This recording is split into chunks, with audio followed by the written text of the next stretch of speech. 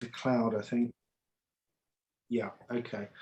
All right, so let's officially start the event. I'm absolutely delighted that Craig has been able to join us today. I did mention to Craig when I last spoke to him that there is a preamble, and what's come up today is vaccinations and Motown and regentrification, so you can take your pick from that lot. It's interesting. I'm just looking at the demographic today. It's there's possibly more Americans on the call than Brits. I don't know what that means for DPUK per se, but certainly an interesting statistic today. So with respect to Craig, I say Craig Ciccone, but I think you say Ciccone, don't you? Is that how you pronounce it? Ciccone. Ciccone. Craig's got basically 30 years experience around the JFK assassination research. His focus has been primarily on the JFK assassination and specifically the witness locations around the actual assassination point.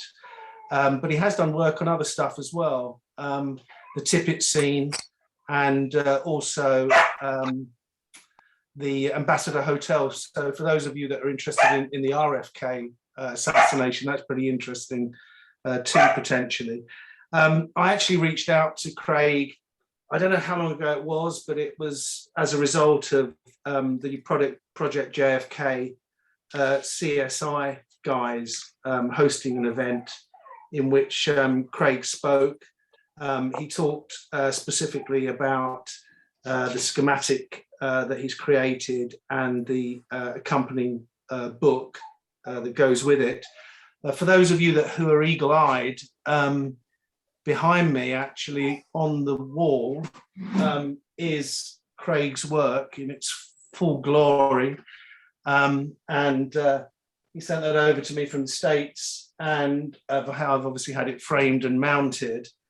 I think actually it's a fantastic piece. It basically tackles the research angle, which we as kind of serious enthusiasts / researchers are interested in, but it's also a really good aesthetic as well. I mean, one could argue it's a piece of art.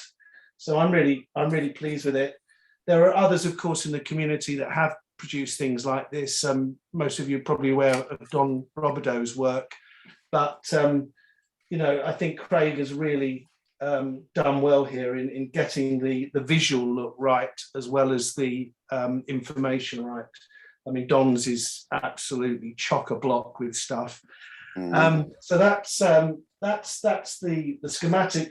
This is the book. This is the book that comes with the schematic. And this is really a reference guide. It lists all of the witnesses in and around Dealey Plaza, and it's not a typical JFK assassination research book. It's more of a reference guide, and it's really, I think the target market is people like us, you know, quite frankly. As I said, I did have a chat with Craig a few weeks ago, and certainly his research and his journey has evolved over the last few decades. It's clear that he had a bit of a rethink. He moved away from second-hand, third-hand type of research, where you focus on other authors' books and other authors' research pieces, and he went more to primary sources and critically reviewed his own work, and he's broadened the scope as well. And I'm sure, you know, Craig will get into more detail about that. For me, I think the most interesting thing is, certainly about the book, is that, you know, if there is a specific witness or character that you're interested in, it's a really good guide in terms of where you can find depositions, testimonies, interviews, and so forth. So Craig's going to go through his presentation and explain the complexities, you know, behind doing this, and he may touch on Oak Cliff and California as well. I think like every meeting that we have, obviously this is the first one for this year, if we can keep to a similar format in terms of questions, at an appropriate time, feel free to intervene, or if you would prefer to write a question in the chat application, then I can pick it up, or if you want me to ask the question for you, I'm happy to do that. So without further ado, Craig, off you go. All right, thank you, Neil. In preparing this for this meeting, it recalled for me the only memorable line from the absolutely forgettable Godfather 3. And that is, just when I thought I was out, they pulled me back in. So I thank you for that, Neil. Now, when I thought I was out, Neil touched upon it. Much like Matt, mid 80s, I was in high school, not college. And that's when I got into the JFK assassination.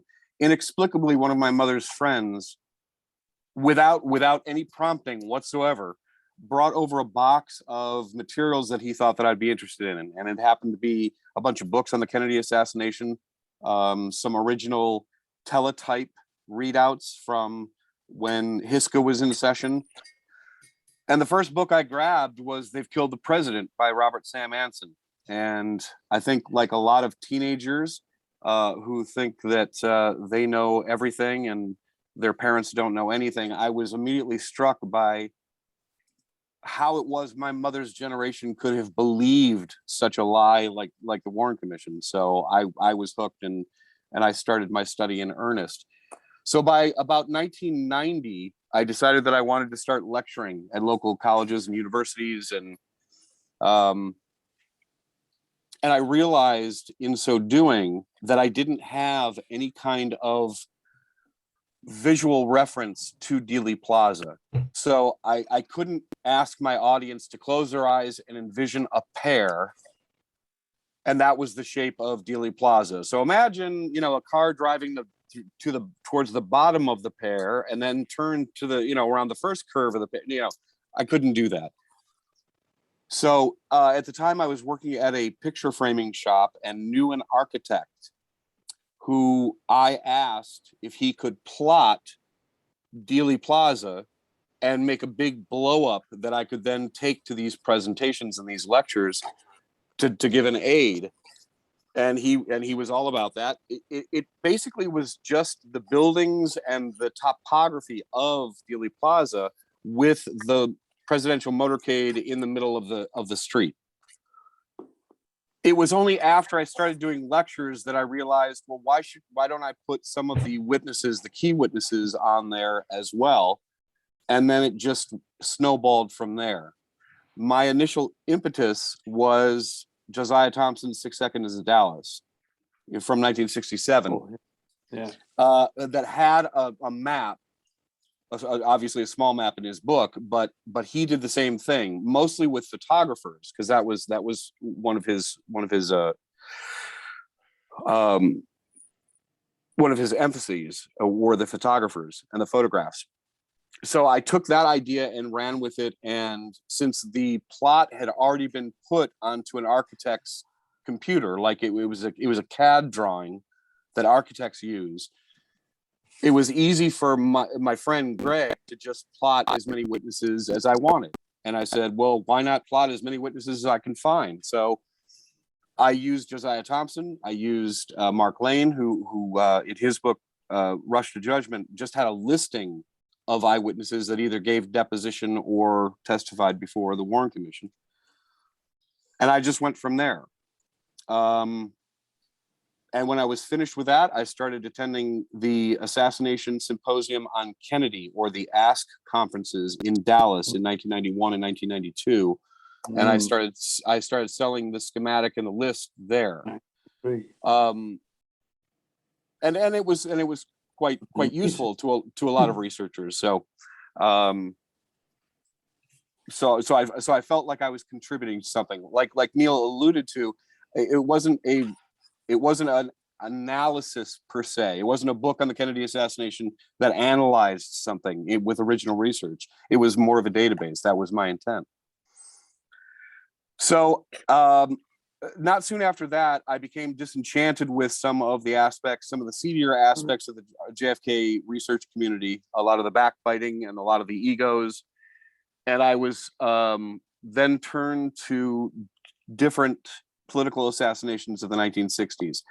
And it brought me to studying one of the younger and lesser known casualties of the 60s here in the United States. His name was Fred Hampton, and he was the leader of the Black Panther Party in Chicago.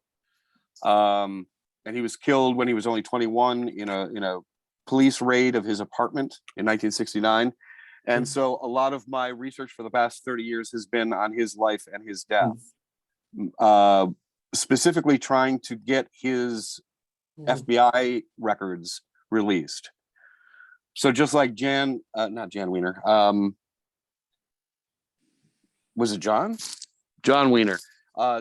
It took him 25 years to get John Lennon's FBI file released. It's taken me 25 years to get the FBI to release Fred Hampton's file, and they're still about halfway short.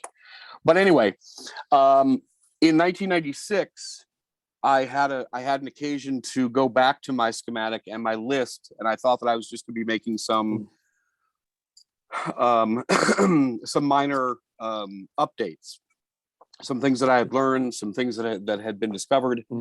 But much to my horror, I realized that a lot of the things that I had placed on my original schematic was in fact incorrect.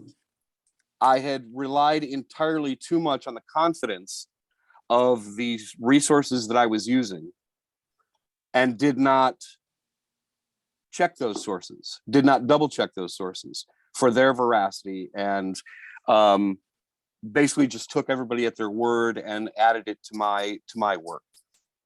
As far as witnesses' positions, as far as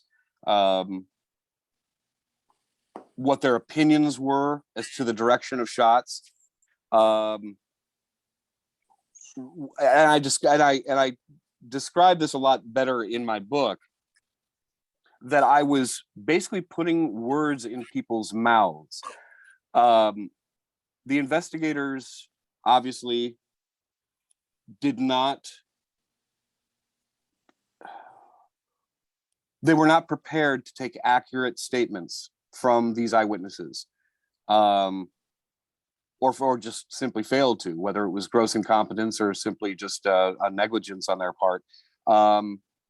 So if an eyewitness was vague about where they were or where they thought the shots had come from, I interpreted what they said, and I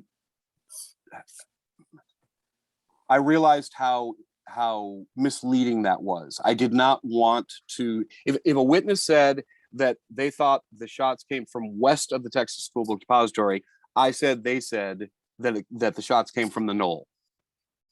So, and that's not right, because there are lots of points west of the Texas School Book Depository that doesn't necessarily mean the knoll. So I decided that I was going to go back and I was going to basically start over again. And I created a file for every single witness that I could find, to find every statement that they gave to any of the investigative bodies. But these were official statements. Look, if I had wanted to compile a list of all of the different interviews that all of these witnesses had given over the years,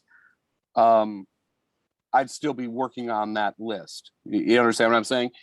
Because I know that over the years, different anniversaries of the assassination, certain eyewitnesses have been profiled, and they give their recollections of 30 years ago, 40 years ago, 50 years ago. So I didn't want to do that. I just wanted to stick with the official record and their earliest recollection, figuring that was the most reliable. Even if it was confusing, even if it wasn't complete, that was the statement of record. So I did that. So I spent 15 years going back over original FBI documents, Secret Service reports and documents, the Dallas Sheriff's Office, the Dallas Police Office. With the emergence at that time of the internet and the subsequent adding of things on the internet, like digital databases, the municipal, the city of Dallas, their municipal website was incredibly helpful when I redid this, because they had all of the original statements of witnesses, eyewitnesses, digitized and ready to see online. So I relied on that as well. Another resource that was incredibly helpful to me was the Sixth Floor Museum in Dallas, Texas. Apparently, they had been taking the oral histories of witnesses, well, not just witnesses, but people in and around Dallas to get their oral histories. Of course, it centered on and focused on people who were there at the time. So there were lots of eyewitnesses that had never been identified before, that had never given a statement before for various reasons. And those oral histories were available online for the first time, and I utilized that as well. So like I said, I completely redid everything, and I feel very confident with what I started republishing back in 2010, which is what Neil has on his wall and on his bookshelf. And before I go too much further, I do want to say, if anybody has any questions and at any time, please don't feel like you guys are interrupting any particular, set presentation that I have. If you have any questions or suggestions, throw them out, because I can't emphasize that enough, is that I intended for this project to be an ongoing, ever-growing database, relying on other researchers who may have access to information, or have had access to information that I didn't. It's a collective. So this list and this map can only be as good as the feedback that I get from it. So please, if you have any questions or suggestions, let me know. Craig, I'm just going to share my screen and put up one of the images that you sent me, which was the schematic that's on the wall behind me. So I'll just put that up for you. Okay. So the schematic is intended to obviously plot the witnesses for a visual reference. Now, one of the problems that I had obviously was, okay, well, where do I put the motorcade in the street? And when I say the motorcade, you can see all the different cars. Now, this schematic was not intended to be scrutinized by the foot. That is, I didn't do any study of any of the positions of the cars as far as how far back they were, how close they were. This is simply just because as you can see towards the triple underpass, I have the front cars and the front motorcycles that had already left Dealey Plaza by the time the presidential motorcade was in the position of the first shot. They had already gone under the triple underpass, but I wanted to show its existence. So I put it back in Dealey Plaza, even though it in fact had already left. And I wanted to include as many cars and vehicles as possible. So what do I have there? Sorry, I can't see it very well, Neil. So I'll refer to mine. Okay. So the last the last vehicle that I have coming into Dealey Plaza that's shown on the map is the White House Press Bus number 1. Well, the White House Press Bus number 1 wasn't approaching yet. Do you understand what I'm saying? So I took some liberties as far as the positioning of the motorcade, simply to show the different cars, to show as many cars as I could. So that was an editorial decision on my part, as opposed to what was really historically accurate. Neil, I'm sorry, I can't remember the name of the gentleman who did that wonderful moving Dealey Plaza. Yeah, map. so that's a guy, Mark Tyler. Yes. Yeah. I So watched if that. if you go to miketyler.org, anybody that wants to pick it up, it's an animation Yes. that start. I can't remember where it starts actually, but it's about a 5 minute length. Yes. And it's obviously incredibly interesting. Also, like you, Craig, it is a work in progress. Right. So I recommend it to everybody to see it and to watch it.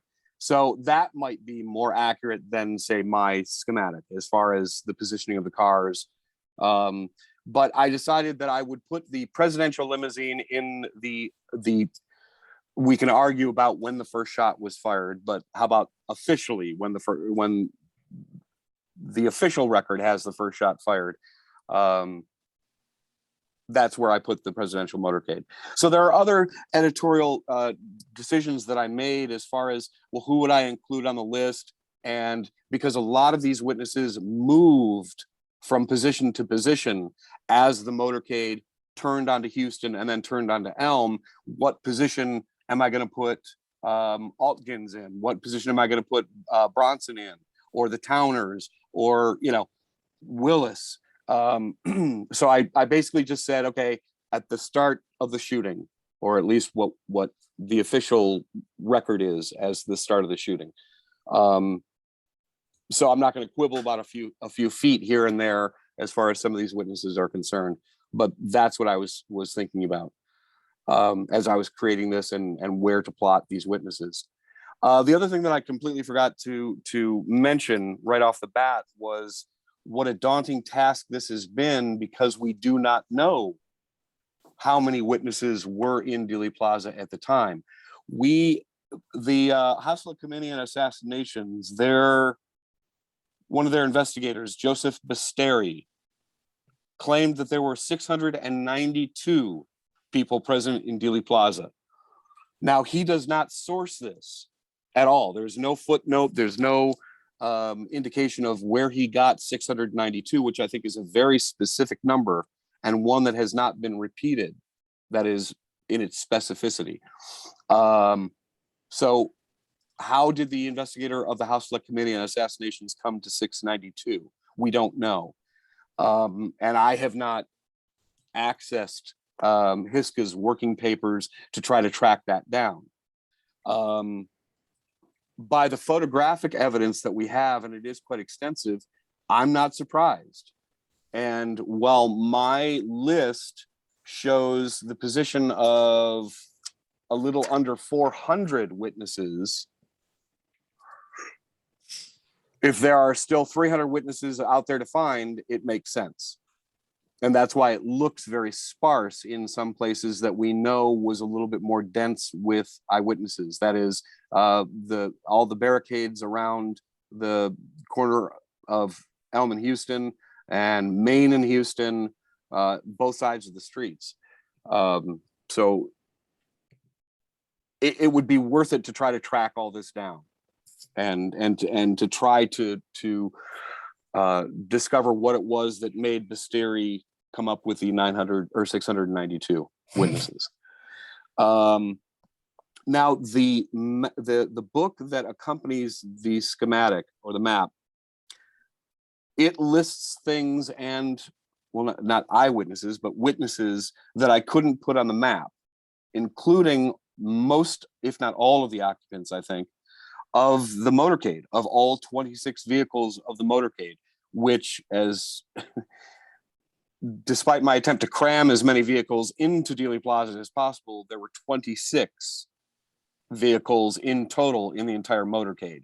So they do exist in my list, although they do not appear on the schematic. And I was just doing that to complete the record of who was in the motorcade. So that's why there are some witnesses that are in the book, but not on the map. Now, Neil had mentioned the Oak Cliff schematic that I did at the same time that I did the Dealey Plaza schematic back in '91. It was, again, just trying to give a visual, to help my lectures in visually presenting where Officer Tippit was shot. And the supposed routes that Oswald took to get there and then to leave. So for whatever reason, I think when I returned to the Dealey Plaza schematic in 1996, I did not return to the Oak Cliff section, and I don't know why. I don't have any recollection as to whether I decided, well, no, I just want to concentrate on the Dealey Plaza one. The Oak Cliff is just going to fade away into the background. But as I was redoing the Dealey Plaza schematic, somebody alerted me to the presence of one of my old Oak Cliff schematics on eBay and asked if I still had any copies left. And luckily I had one. So I've been making copies of that last schematic, blue line schematic that I had, just for people's interest. I didn't charge them anything for it. Like Neil, I just, so I never decided to go back to the Oak Cliff schematic and redo it to reflect current research or changes in what appears on the 91 version right there that you can see on the screen. But again, it was just for a reference. This was a lot less tedious because there weren't as many witnesses. This is more of a narrative schematic, if you will, where I didn't want to put narrative on the Dealey Plaza schematic for fear that it would turn into a Don Roberto Dealey Plaza schematic. This one, the Oak Cliff is all about the narrative, what people said, where they were and what they said, and who was interviewed and who wasn't, and so forth and so on. Jeez. Craig, sorry to interrupt. I've just put the Don Roberto up for everyone to see. Now it's an incredible piece of work, mind you, but it is almost Kafka-esque in its. If everybody could take a look, and I'll question them in about 5 minutes. Yep. You get a cookie if you can find the motorcade. Yeah, exactly. Or even the witnesses along the motorcade route. They're very small. It's in black, but of course everything is color coded. So not only do you have to pay mind to the different color of what I'm reading, but also where everything is. So he includes everything on his schematic, whereas I was trying to simplify and just get it down to the witnesses. I urge everyone to look at his work, because it really is quite extensive and intense. But it's not what I had in mind for my schematic. And Matt, I hope you're still with us. Is Matt still with us, Neil? I might have put him on mute. Well, Matt, you have to unmute yourself. Yeah, can you hear me? Yeah. Yeah, I'm here. I'm still here. Good stuff. So Matt, you're the only one who has mentioned that he's been studying the RFK assassination as well. I did this exact same thing with the Robert Kennedy assassination. That is, by hand this time. I have ADD, and this is a result of my ADD. The fact that I tried by hand to do this, as you can see on the screen right now. Those fantastic. I mean, this is the sort of stuff I did in an amateur way, but you have taken it to the next level. Well, this is definitely very amateurish as well, because these are all, if you can believe it, before computers were ubiquitous. If you wanted to make a nice, whether it's a flyer or some kind of, these are artistic numbers and lines that people use. They're like stick-ons, very, very small, very, very fragile. But I spent hours, obviously, putting all those numbers on all of those. Well, they look like, I don't know what you call them, but it's obviously an aerial view. So there's the head and then the shoulders. So I just wanted something that I could use for each and every one of them. But anyway, I think I have like 242 witnesses. Can I say something, Craig? Absolutely. Can I just say something? Yes. Looking at your map of Dealey Plaza, Yes. And you're looking at your map of the hotel for the RFK assassination. Yes. It screams out to me that this is what the official investigations should have done. Absolutely. Absolutely. And they didn't. And they did not. They dropped the ball. Absolutely. So now we're left to do that in the chaos of their records, which are scattered all over the place. But even the sixth floor, even with the immaculate work that they've done in getting the oral histories of these people, even Stephen Fagan, who is the curator and who did most of the oral histories, he asked the questions. It was a lot of these were so frustrating because here he has all of this work that everyone's done, all of this photographic evidence that has been uncovered and has been digitized and cleaned up, so that he has everything at his disposal when he sits down with an eyewitness and says, here's a picture, here's Rickerby, here's Willis, here's Jay Skaggs, which was the new set of photographs that we just released or just recently discovered. Where are you in this? Can you see yourself in this photograph? Even Stephen didn't do that. And he's conducting the interviews in the Texas School Book Depository. He could have at least looked out the window and said, okay, we can see the street. Where were you? Or let's go out into the street and you put yourself exactly where you were on that day. So people have dropped the ball along the way in various ways to make this a daunting task. But yes, you're right. To be honest with you, Craig, he lets a lot of people off the hook. If you listen to his oral histories interviews. Yes, and that's unfortunate. There's some really controversial stuff that comes up and he just kind of lets it go. Right. And Matt, you know as well as anybody that the most frustrating thing about the RFK case is that we didn't even have its report until 20 years after the fact. So it's not just that we didn't have its working papers or its interviews that I could analyze and make into a schematic. We didn't even have the final report until 1988. We had to sue for that. So it's been a daunting task from the start. And like I said, even to this day, when we're trying to take the history of these eyewitnesses, it still falls short. And just to let you guys know, Stephen, I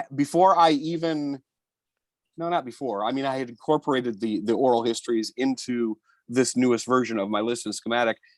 I donated a book and a map to Stephen, so he would be able to have a map in front of him and the record of eyewitnesses, so he wouldn't have an excuse anymore for future oral histories that he takes from eyewitnesses. Maybe he learned his lesson. I don't know, because it has been a few years since I've contacted him or gotten any new oral histories, which again that's on me. But it would be very helpful if Stephen had alerted me every time he interviewed somebody who was an eyewitness that is not on my map or in my book. He could have just called me up and said, hey, I just spoke to this person and they were there and said this and said this. But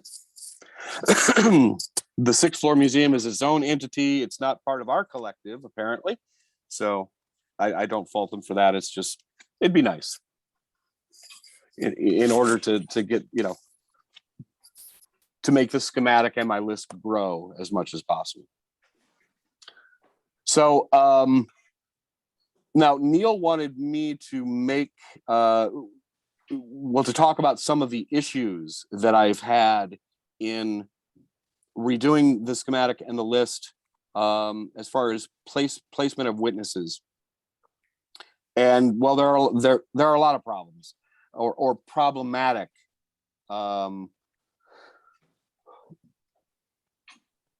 elements that make it difficult to place people as accurately as I would like. Look, we can't place everyone exactly where they were, every single person exactly where they were. But close would be nice. So I was thinking about, and I'm sorry, Neil, I should have alerted you to this because you asked me to alert you to this. Do you guys have access in front of you right now to the Rickerby, to the Art Rickerby photographic series? He was one of the photographers in one of the camera cars who jumped off the car when after the limousine had left Dealey Plaza and there was chaos going all around. You had cameramen jumping off their cars, filming the reactions of some of these witnesses. And Art Rickerby took a series of 3 photographs that show a family of 3. They look black. The woman might be light-skinned, but they're holding their toddler child who is wearing a knit cap. So it was a father, mother, and the son. And they were standing right underneath the oak tree in front of the Texas School Book Depository, right next to that cement embutment. And the Rickerby series shows the woman and the man running down the lawn of North Elm. She passed their son off to the father, and the father continued to run down the grass slope, going, I guess it would be sort of south, if I'm looking at the direction, like southwest. Craig, So Craig, would you like me to try and locate these photos? Would it be on Robin Unger's site, do you think? Do you know who the photographer was, or the cameraman? Yeah, Art Rickerby. I don't know that name. Sorry, just excuse me a second. How do I spell that? Where is he? Because I have it right here. Sorry. Do you have it? Do you have it on your computer? Could you share your screen? Yes. Okay. Do you have the alt? And I never knew how to pronounce his name. Is it Altkins or Altgens? Organ 6. Okay. Yes. Yes. Organ 6. Yes, because you can. I might have it. Let me. You carry on talking. I'll see if I can pull it up. Okay. Okay. Okay. So the Rickerby series, he's shooting from in the middle of Elm Street, and it shows the Newmans on the ground. It shows Woodward on the ground, and again in the background on the grass is this family that's passing their son off from the mother to the father, and you can see them standing in the Altkin 6. I've seen it. I know what you're talking about. Okay, so the identity of that family. That's one of the things that has haunted me over the years. Who they were and why they were running. I mean, I get if they were freaked. A lot of people were freaked. They're falling down. They're running away. But was their child hurt at all? Or could the father run faster than the mother? So that's why they handed him off. It's just odd that they would decide to run that way as opposed to say like in the building or towards some other cover than the open grass of the north lawn. Then another problem that I have is the 3 men that are on the steps of the north pergola going up to the stockade fence. Emmett Hudson is the one, and on my list and on my schematic and in my list, I say Maurice Orr was the other one. Was one of the other ones. But it was tentative at best. He said that he was in between 2 of the lampposts on that sidewalk past the Stemmons Freeway. Well, the only we have so much photographic evidence of the people that are there by the Stemmons Freeway on the north sidewalk by the pergola. And there isn't someone by that third lamppost. So I simply just put him, because he said he was on the north elm. I just put him on the steps because we have photographic evidence of someone being on those steps, just not on the sidewalk in between the two lampposts. So that was dubious at best, but I really would like to one day confirm the identity of the other two men on the steps with Emmett Hudson.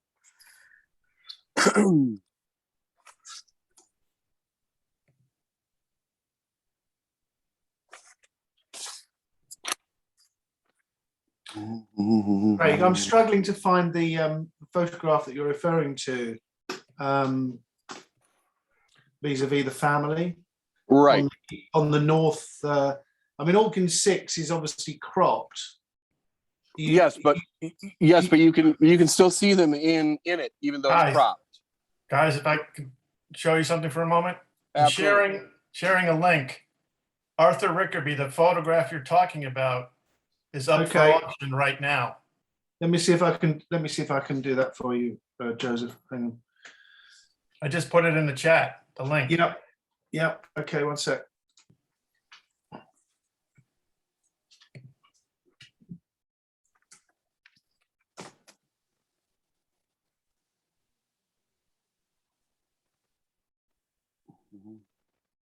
Okay. Can you see that, guys? Yep, that's one of them. But that's the one that beautifully shows the umbrella man and the dark complected man. Yeah. Yep. But he took two other photographs. Hang on. Yeah. There we go. There she is running there, yeah? You see her? Yeah, she's holding a child there. Yep. Yeah. And then in the following series that he took, she's handing him off to the man, who then runs down the edge of the sidewalk. But like I said, that's the family that could be seen in Alkin 6. Yeah. That's the best I can find here. I don't know why. Yep. Is that That is the woman. Yep. That's the one, yeah. Yep.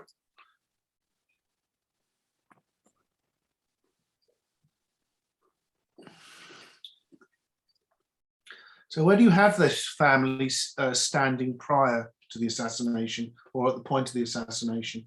Right underneath the oak tree in front of the Texas School Book Depository. Can you see my cursor here? Yep. Or here? No, right there. We have it now. Okay. Like in that strip by that monument, that cement embutment right there. That it looks like a shoe. Right. They were right there. Because like I said, they can be seen in Alkin 6. Yeah. Do you have a name for them? No. Oh, okay. Especially if they ran out of Dealey Plaza that fast. Like maybe their car was parked, close by. Yeah. And that's what they were running to, and then left, and so they were never identified.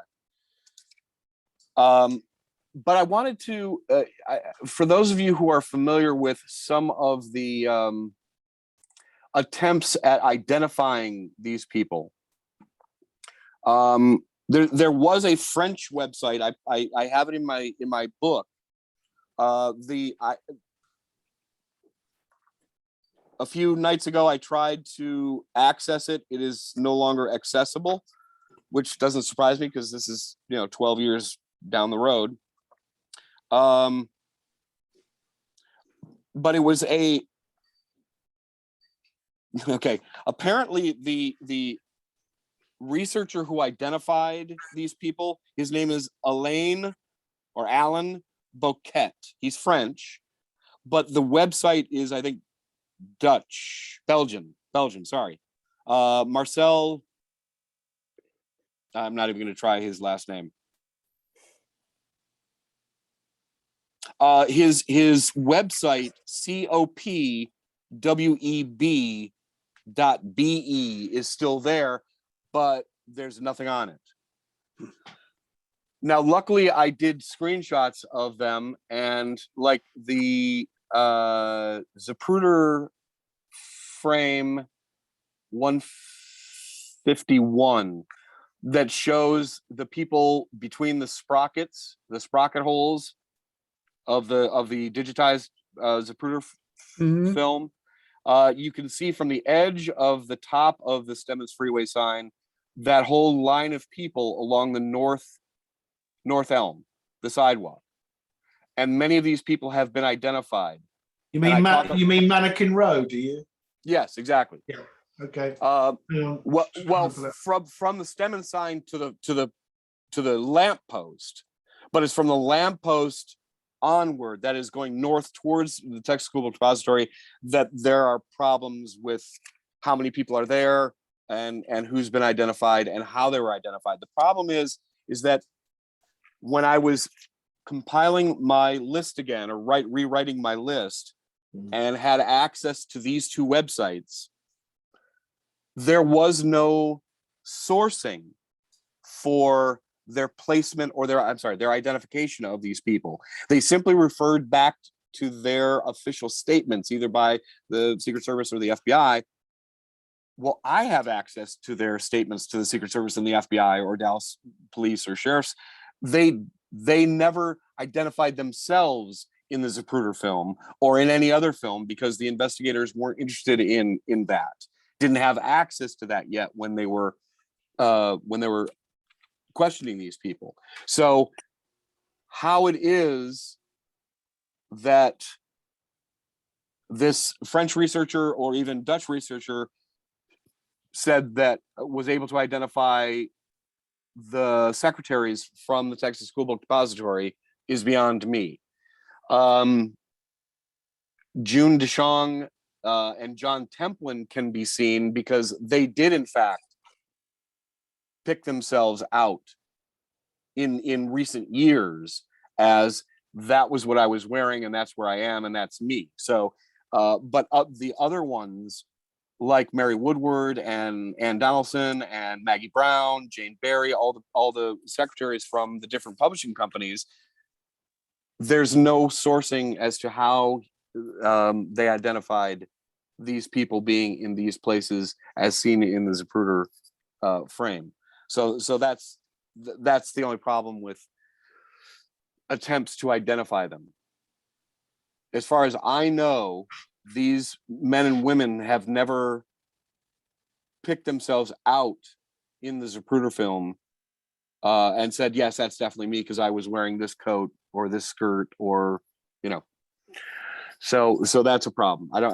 But again, I wish these websites were still up so you guys could refer to them. I have screenshots of their attempts at identifying not only Mannequin Row, but also they also did the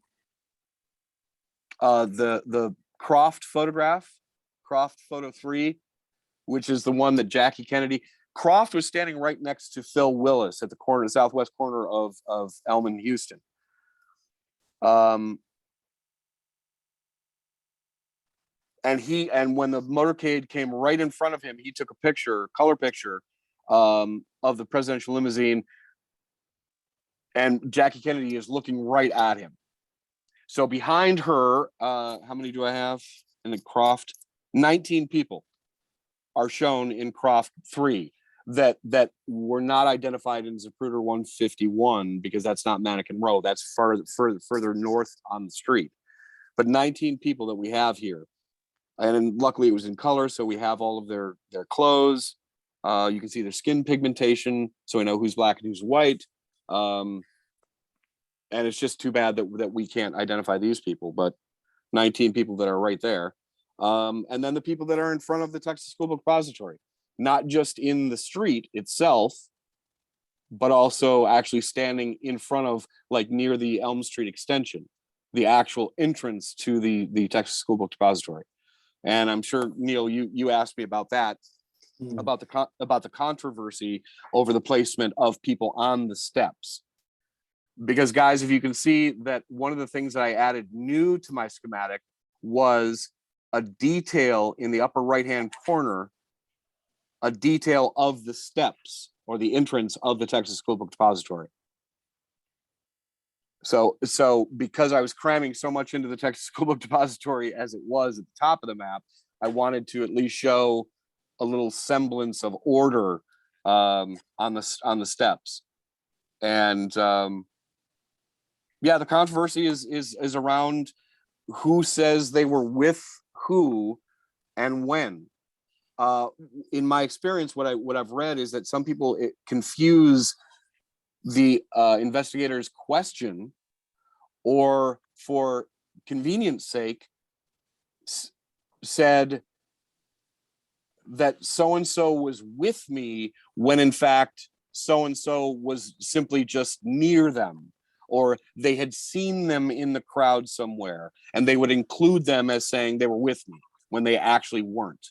So and of course, with the steps of the Texas School Book Depository, again, we rely on Altkin 6, and then some have relied on the stills of the Dave Weigman film, because he does a camera pan from the southeast corner of Maine or Elm Houston, that includes the front of the Texas School Book Depository, the entrance to the Texas School Book Depository, and then of course the sidewalk.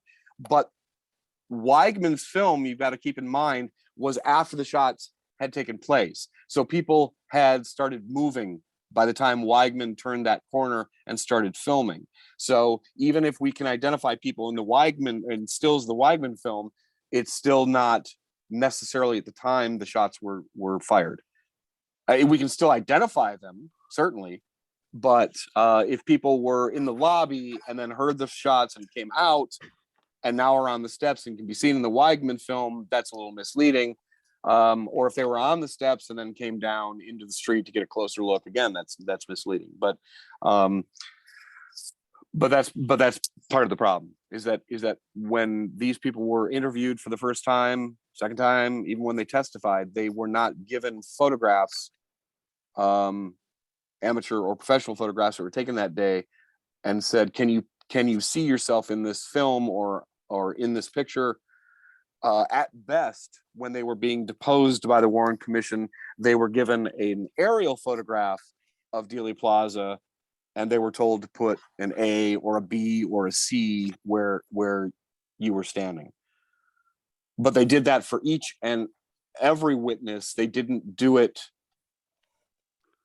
like at the end of the Warren Commission's investigation. There was not one singular aerial photograph of Dealey Plaza with multiple marks on it. You understand what I'm saying?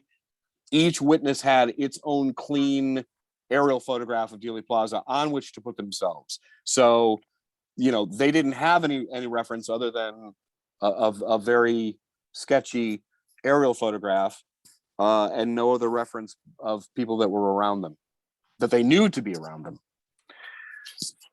But like I said, that was only for maybe 5 or 6 witnesses that they did that for. So those are some of the problems that I have, and will still be working in the future to try to remedy. But most of these groupings that we're talking about, Mannequin Row, in front of the Texas School Book Depository, or the steps, all of the sheriffs that were at Maine and Houston in front of the sheriff's office, that's also a eyewitness grouping that I talk about in the appendix of my book. So I talk about the different groupings of people. If they were working for the publishing companies in the Texas School Book Depository and they took their lunch, they did sometimes go out as groups. So we have groups of people. And that's why I thought it would be helpful, at least as an appendix, to talk about the different groupings and who said where they were and who they were with, just to try to clarify. It doesn't obviously identify them in any photographs, but at least it gives us an idea. It gives the reader an idea of why I put certain people on the map and the reasons that I have. done that because of their own statements. Yeah, just Craig, just follow on from that point, towards the end of the book, in the appendices, I mean, vis-a-vis eyewitness groupings, there's probably, I don't know, 20 pages here where you focus on those problems. Right. Yep. And then, of course, I have an epilogue right before that appendix, Neil, where I talk about some of the other problems well, not problems, but some of the other things that I will be either focusing on in the future, or was hoping that some other researchers would focus on and let me in on. I told you already about the two men standing with Emmett Hudson on the steps of the North Pergola. Identify and interview, if possible, the 4 other employees of the Justin McCarty. Wasn't that a dress manufacturer in the Daltex building that Wilma Bond and Marie Muchmore worked for?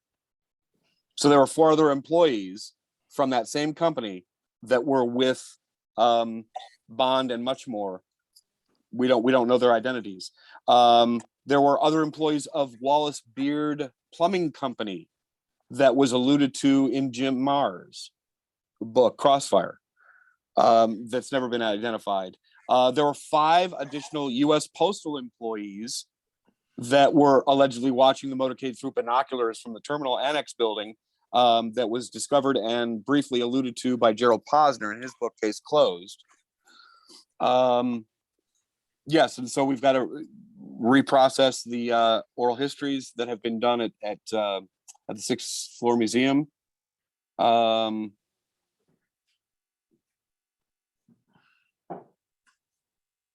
A comprehensive follow-through and or consensus concerning those witnesses whose identity or presence in Dealey Plaza hasn't yet been established or remains in question. Gary Campbell, Mike Nally, Beverly Oliver, Charles Rogers, Norman Similis, Alan Smith, and Stephen Louis Witt. So these are people that I have on my list reluctantly, because I actually do have them in their names are in italices, because I either doubt their existence or it hasn't been firmly established. And that's all discussed in my book, of course, under their names. So maybe to make it a little clearer, and Neil, maybe, I don't know if you can put it up to the camera so people can see. Every witness, I have their name, their full name if I have it, their corresponding number on the map so that they can be found very quickly, what their occupation was, their location, and the direction and number of shots that they thought they heard. So there are basically 4 columns for each of the witness entries. And then I give... So Craig, yes. Sorry, should we start off with somebody easy and not controversial at all, of course? Victoria Adams. Absolutely. The very first one. Very first one, who people are spatting about all over the place at the moment, as you can imagine. Right. So I don't know if people can see that. Can they see that okay? You see what? I put up the book. Can you see it or not? No? Oh, Not yet. Still got the schematic. Shall I stop sharing? Let me just stop sharing then. Just bear with. Okay, that does it. Yeah, just I don't know whether you can really see the detail of that, but No. to Craig's point, we have the name of the witness, the number that she appears on the schematic, what she did or where she was, what she did as an occupation, location, and if she was asked about the number of shots, what she said then. And then obviously below that, for each and every witness, there are sources, whether it's FBI affidavits or whether it's Warren Commission exhibits, sheriff affidavits, whatever. So, Craig, if you So want to elaborate on the sources. Right. So I make a distinction between sources and accounts. So I have a list of sources, and that is everything from their name. I also actually indicate if the person has died. So that kind of information, their name, how they died or when they died, their occupation, their location, or their opinions about the shots. That's what I'm sourcing. So right underneath all that, I source all of that material. Then underneath the sources, I have something that's called accounts. That is, in chronological order, what interviews they gave to whom and when. So for Victoria Adams, her first interview was by the FBI on November 24th, and where it's found in the Commission Document 5, page 39 to 40. Then she gave a statement to the Dallas Police Department on February 17th, and where it can be found. It can be found in the Municipal Archives of Dallas online, and where that can be found. And then she was interviewed by the FBI again on March 23rd, and where that's found. And then she testified before the Warren Commission on April 7th, and where that can be found. So every single time somebody was interviewed by an official body, that's what the accounts are and where you can find them. In other words, don't take my word for it. Here's where you can find the original, or here's where you can find where I got my information, so you can make sure that I'm not,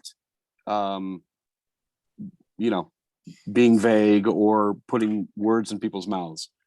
If there are other controversies about their location or about their opinions, if there was something about their interview or their deposition or their testimony that I thought was interesting, then I have a section underneath their name, just notes. There are, like with Gordon Arnold, who was the star of The Men Who Killed Kennedy, at least the first part. That has a very long notes section to it. But let me just give you an example. Sorry, Craig, if you look, here's Gordon Arnold in the book. Yes. And this page here is full It's of all notes. Yep. And then the top of this page is notes as well. I wanted to give you one. That wasn't quite so intense or long.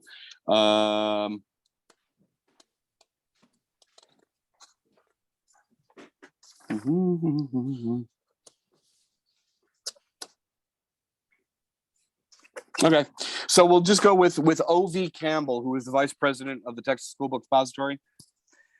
And under the section of notes, I say, Campbell told Detective Jim Lavelle that he and Roy Truly waited for the motorcade on the front steps of the Texas School Book Depository until it had turned onto Houston Street.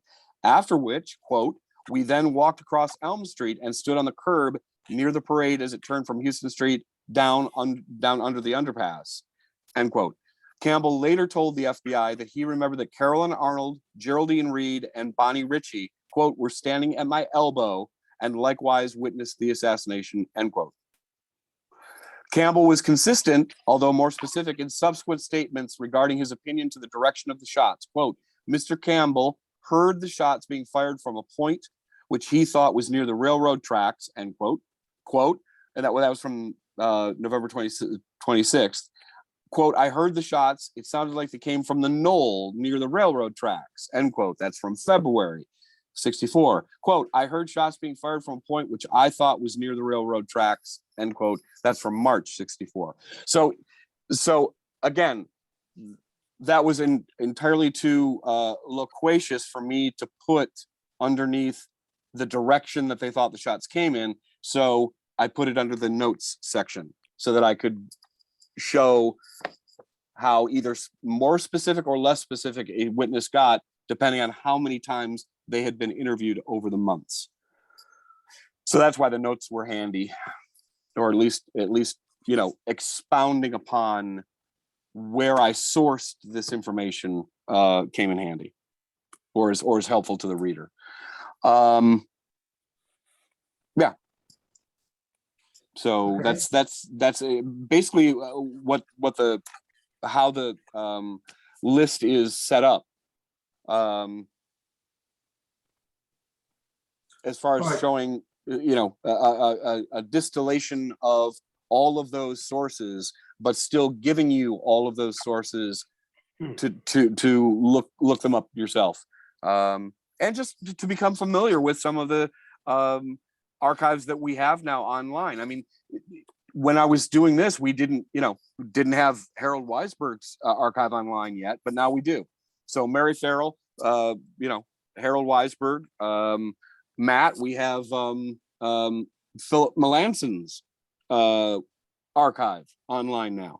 So as we continue to progress in the years, unfortunately, we get further and further away from the event, and witnesses die, and their recollections are even less reliable. But it's the advent of technology and people catching up with putting that stuff online.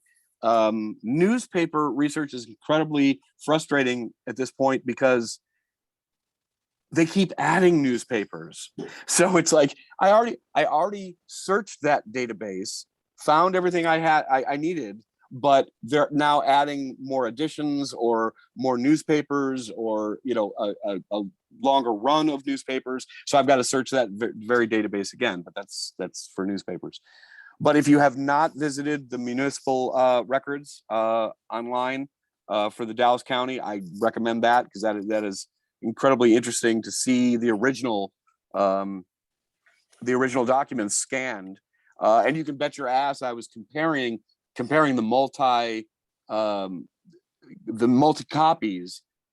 It's the exact same statement, but there are multiple copies throughout the collection. I was comparing the signatures to make sure that they were the same signature of the witness. The conspiratorial mind that I have.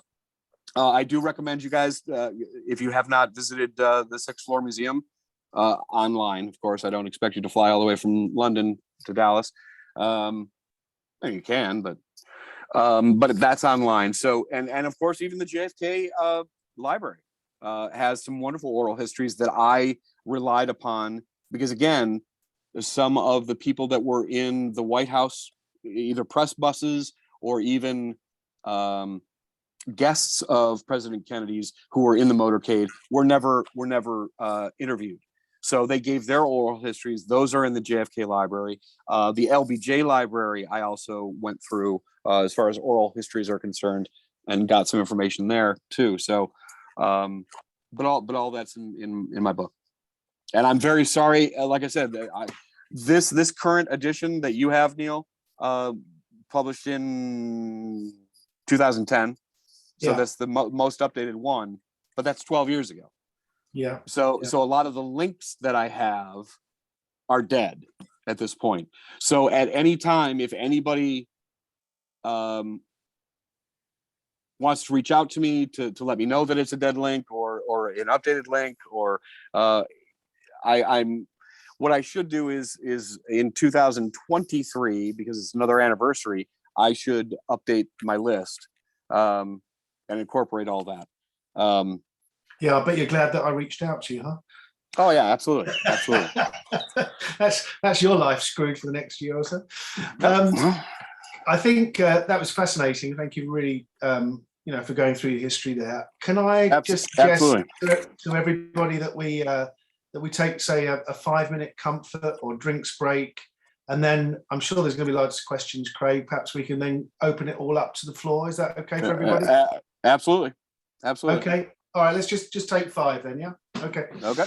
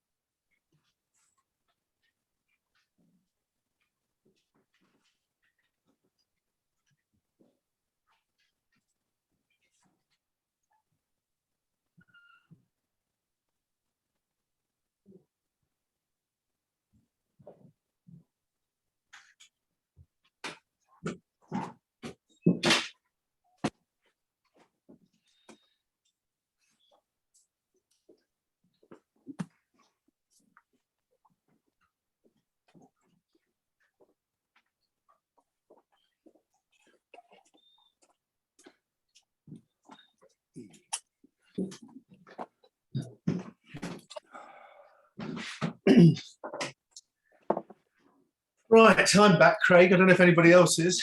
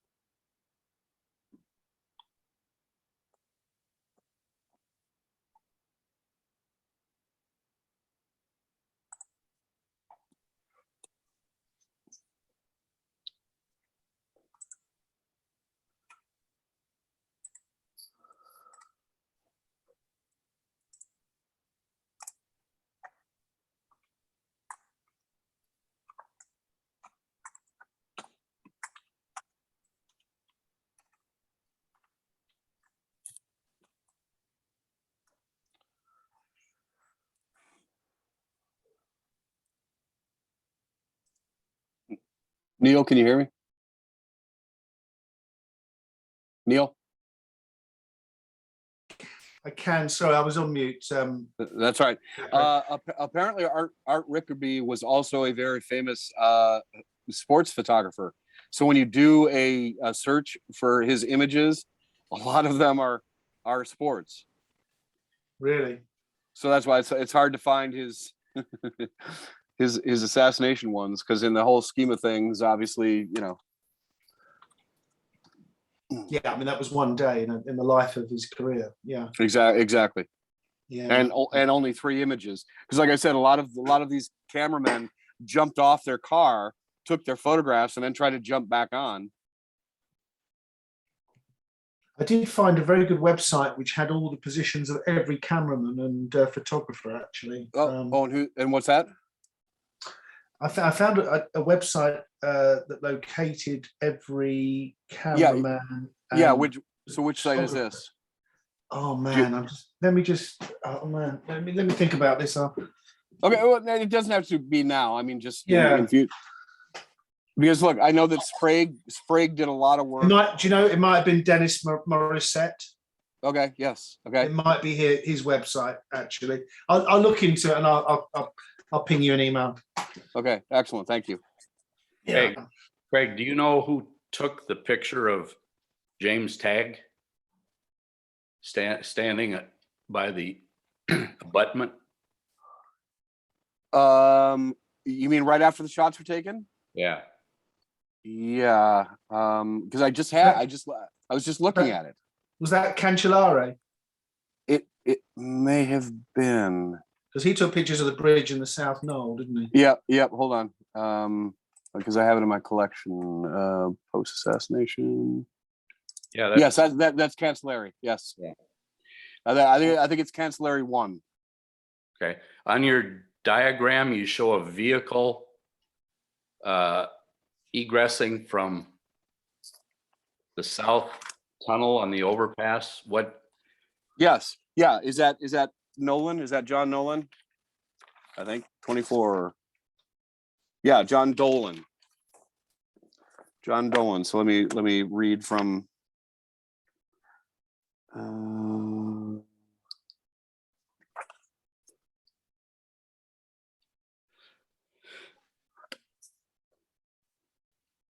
He was an employee of something called the Sportatorium. His FBI interview was from December 17th, 63, and it can be found in Commission Document 205, page 32. So I don't have any other notes than that. There were, as you can see in Cancellara 1, there are other people who are parked there because they had cut off commerce at that point. So people were actually driving there, stopping, and parked. These are all parked cars. They're not driving through. Right. So I can see somebody in a pickup truck, in the flatbed of a pickup truck. That's another witness right there. I think I do see people in the occupants of these cars, again, just sitting there. Yeah. And those Tagg's car was underneath. He hadn't come out yet. He stopped. Right. Yeah. If I remember correctly, Tague said that he ran into heavy traffic, and that's why he parked up. Oh, that might have been. Yeah. What's astounding to me, of course, it wouldn't happen now, is that the police just casually let all these people park their cars there. Absolutely. With all these pickup trucks with rifles in the back and everything in Texas, at least. Right. And in Cancellara, you see a large truck, like a U-Haul truck. It doesn't say U-Haul, but it's a large truck. Anything or anybody could be in that. Right. Absolutely. The security was irresponsible at best. If you look carefully now. Sorry, Mike, you carry on. No, just that we know now how bad the security actually was. Mm-hmm. We know, of course, that you contrast this with, say, the way the Obamas were treated in the first inauguration parade. Right. They stayed behind armor virtually all the way, and they were surrounded by Secret Service and police at every stage. And the Kennedys were just allowed to just about roam around in an open car. Absolutely. Lots of parked cars and people standing around, nobody checking on those people. Yeah, and no police presence over there. Absolutely. At least if you had a couple of officers standing, you know, on Main Street right there in front of those cars, you know, just at least to keep an eye out. You're absolutely right. Yes, I mean, I don't want to make anything of it. That's the way. Oh, yeah, tech yeah. worked. Yep. If you look carefully at the Cancellara wider perspective photograph of the South Knoll, you can, if you want to see things, you can see a guy with a gun. Yeah, if you want to see things, sure. Yeah, I mean, it's somewhere between the equivalent steps where the gardener was on the north side. Yes. And the railway bridge, somewhere around halfway, looks like somebody's got a rifle on a diagonal. I mean, if you want to see things, it's surprising how thin the foliage is over there, actually, isn't it? It's not matured at all. Yeah. You know, and you can see way beyond to that kind of southwest aspect of Dallas. Yeah. All right. Is everybody back now? I think everybody is, aren't they? Yeah. Just before you ask some questions, there's been some really good links that have been put into the chat box by Joe. If anybody wants to pull up, you know, all of those links. I don't know whether the links get saved once we've recorded this or not, but anyway. Probably not. Yeah. So if there's anything. There is a saved chat feature somewhere. Oh, is there? I don't know how to do that. I'm a newbie at this, to be honest with you, Joe. But anyway, if you're interested in, you know, the Rickaby photos or any of the other things that Joe's put in there, copy and paste whilst we're still on. Right. Okay. Questions then. Anybody got some questions? Yes, I've several. Well, not so Okay. much questions, observations, and be interested in Craig's perspective of this. First of all, thank you very much, Craig, for a really talk. My pleasure. You are the sort of researcher that I really got a lot of time for, because you don't just regurgitate other people's work, you actually put in the legwork and find out new stuff. So well done to you. Thank you. Secondly, you have to forgive me. I don't follow the JFK case religiously, and I haven't come across you before. So how do I get hold of your book? I'll be very interested in getting hold of your book if it's still available. It is. Yeah, both the list and the schematic are available on my WordPress website. Neil, will you include? Yeah, I'll link to that? put it. I think I included it in the invitation, but I'll just share my screen. You did. And try and Okay. pull it up for you guys. Okay, Okay, fine. But Yeah, ahead of time, I must apologize as I don't know where I apologized before. Unfortunately, shipping, as Neil well knows, is exorbitant, and it just keeps going up. And I feel bad about having to charge nearly as much for shipping as for the actual product itself. In trying to change those prices, those shipping prices, I basically wiped out all of the pay now for PayPal buttons that I did have on my website that worked really well until I tried to fuss with it. So because I'm technologically inept, I no longer have pay now buttons. You literally have to go to PayPal, put in my account, and then you pay through there. And then just let me know what your address is and what you've bought. So I apologize for any inconvenience that gives to anybody. I'm hoping to find somebody who will take the time to straighten out my website as opposed to me doing it, because if I do it, it's just not going to happen. Can I suggest, if you ever come to one of our meetings, bring a pile of your books. There you go. Okay. One thing I'll say is I've paid a lot of money in shipping for Yes. some really, really shit books. Yeah. Yep. So I'll be happy to pay. You should never have asked Gerald Posner to ship you that book, mate. I tell you. Exactly. Exactly. Well, I use or Belosi. So anyway, depending on what the shipping is, but it won't put me off because Okay. I'd quite happily pay for good research. That's Okay. not a problem. All right. Now, the other thing I wanted to say was you didn't mention in your talk, so it was purely on where the witnesses were. And I'm sure in your book you do go into this, but I've got a couple of observations. I'm currently rereading Larry Sneed's book, which I sort of do every 2 or 3 years. Okay. Because No More Silence, is it called? Yeah, I think it's No More Silence. Every time I read it, in the intervening 2 or 3 years, there's something else I've picked up on. And when I reread Larry Sneed's book, I notice something else. Now, one thing I've noticed this time I've been reading it is how many of the eyewitnesses who are near the Texas School Book Depository say there were 3 shots and 3 shots only. Mm-hmm. And they also say they sounded like, some of them, or at least one of them, sounded like a firecracker. The other thing I was struck by is the witnesses who are by the triple underpass or further down Elm Street, away from the Texas School Book Depository in the Dow Tex building, said that they heard at least 3, maybe more, and that they didn't sound like firecrackers. Now, I've been in the TA, which is our equivalent of the National Guard. So I'm used to firing rifles. And I've fired rifles since. And the one thing I've noticed over the years, if you fire a rifle in the open air, it sounds like a firecracker going off. It doesn't sound loud. And I'm not an acoustic expert, but if you fire a rifle near a tall building with a flat front, you're going to get an echo.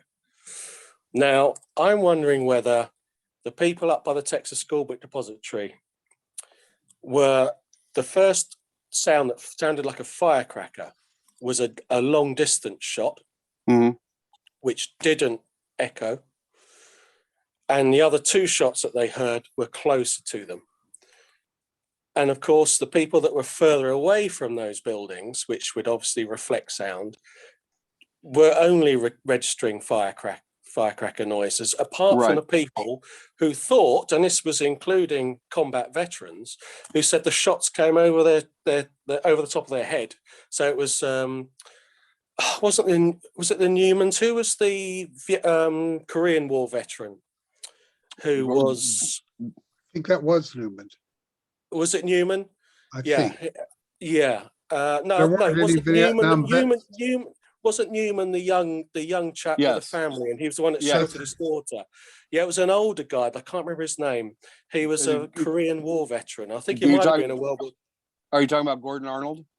No, not Gordon Arnold, but you can include Gordon Arnold. Gordon Arnold, I believe, was on national service and had come back from Alaska or somewhere like that. Yes. Yeah. Or on the way. Well, on the way. yeah. But there was another guy, an older guy, and I cannot remember his name, who was a Korean War veteran. And he said immediately that the shots came over the top of him. Okay. And he was standing below the grassy knoll. So I'm wondering whether in your examination of the witness testimonies, whether you've noticed a difference between those who were standing at the Texas School Book Depository end of Elm Street and those that were standing by the triple underpass, what their recollections were. Because I think it's quite telling.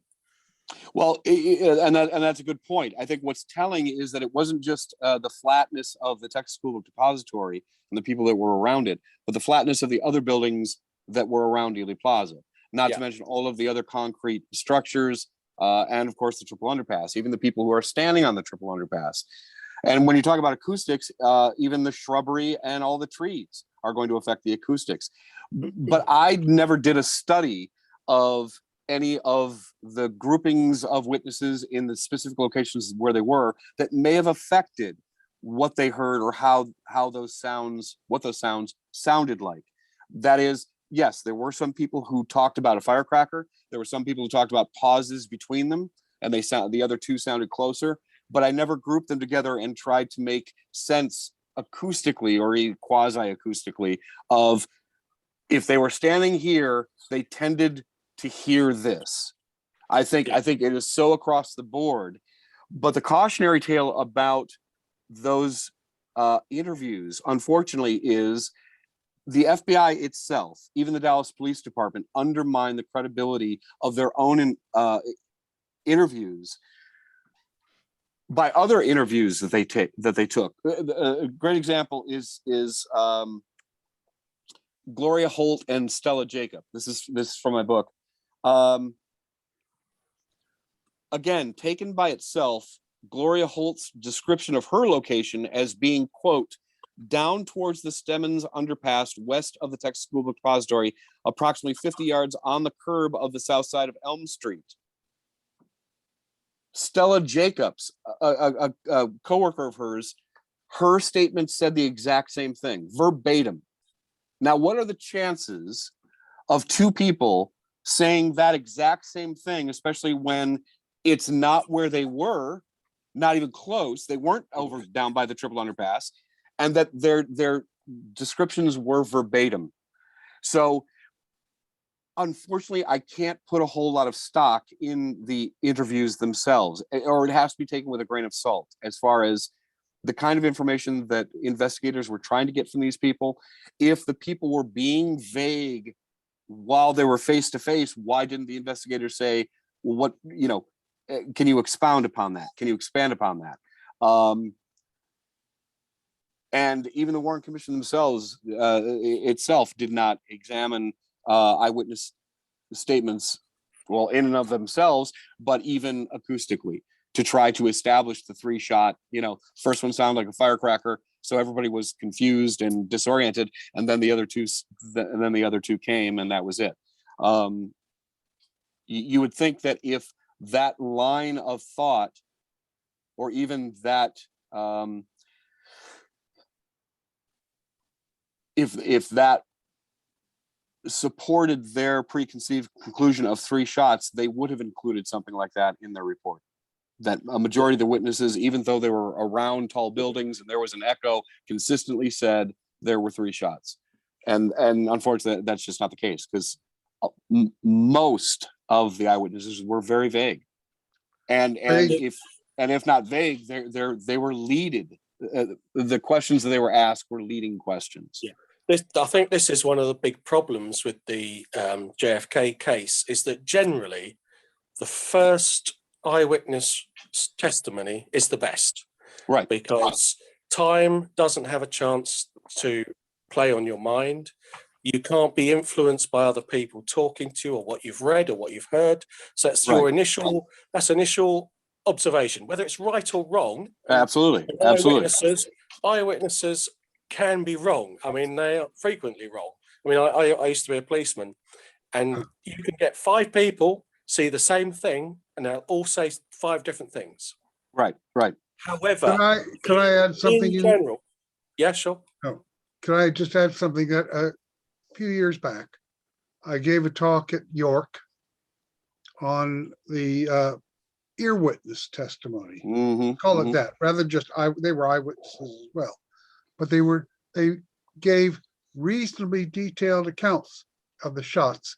You often find in the actual testimony records in the Warren Commission volumes that, especially towards the end of the investigation, Wesley Liebler would get up in court and speak to us and say, how many shots did you hear? I'm not sure. Or, oh, I thought there were 3. Okay, let's go on to something else. Exactly. Didn't ask them about the spacing or what they sounded like, right, or anything else. But I looked very carefully at what the witnesses said about spacings of the shots. And they were very consistent. Either they said they were equally spaced, or they said that the second and third shots were closer together than the first and second. Yes. Or what sounded like shots. Now, that to me does suggest that you can sort of look at this. If you get enough cases, you can, if you like, do an averaging. And that's exactly what I did.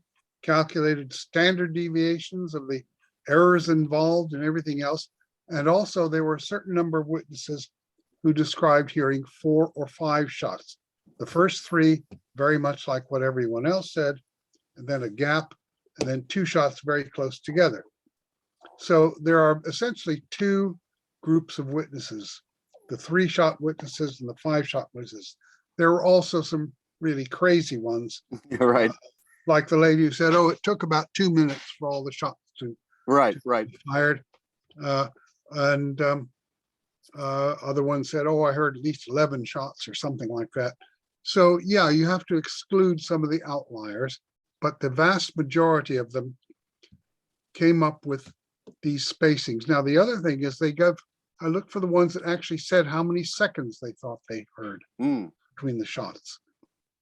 And what's very curious is that they all described the spacings in seconds as about twice the length of the spacings on the audio recordings that have been a subject of some controversy.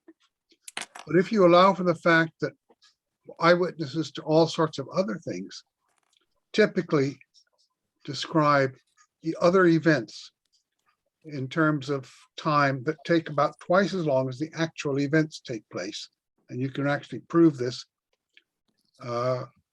then this could be a very surprising confirmation, if you like, of the disputed, what is it called, dictaphone belt recording. Yes. Yep. Yep. It's so close that I don't think it's a coincidence that there is agreement. I won't swear to it that the dictafelt data are correct, but on the other hand, I think that those who try to dismiss it are very wrong. And that tells you there's more than 3 shots. It Right. also tells you that the second and third shots were very close together. You barely have time to work the bolt on a rifle. Now, if you're a really crack marksman, and I've seen presentations on, could Oswald have made the shots, if you like. Every time they do it, they bring in a crack marksman who has years and years of experience, Right, fires right. hundreds of rounds every week, and they can barely get the shots off. Now, Oswald didn't do much rifle practice. There are claims that he was seen being a nuisance at various rifle ranges, but there's no records that he bought ammunition. Right. Right. There's no records that he went in extensively for rifle practice, especially with his crappy old gun that he had. So, I'm very skeptical about the Warren Commission conclusions specifically, and the whole case against Oswald in general. Right. That's as much as I'd say right now.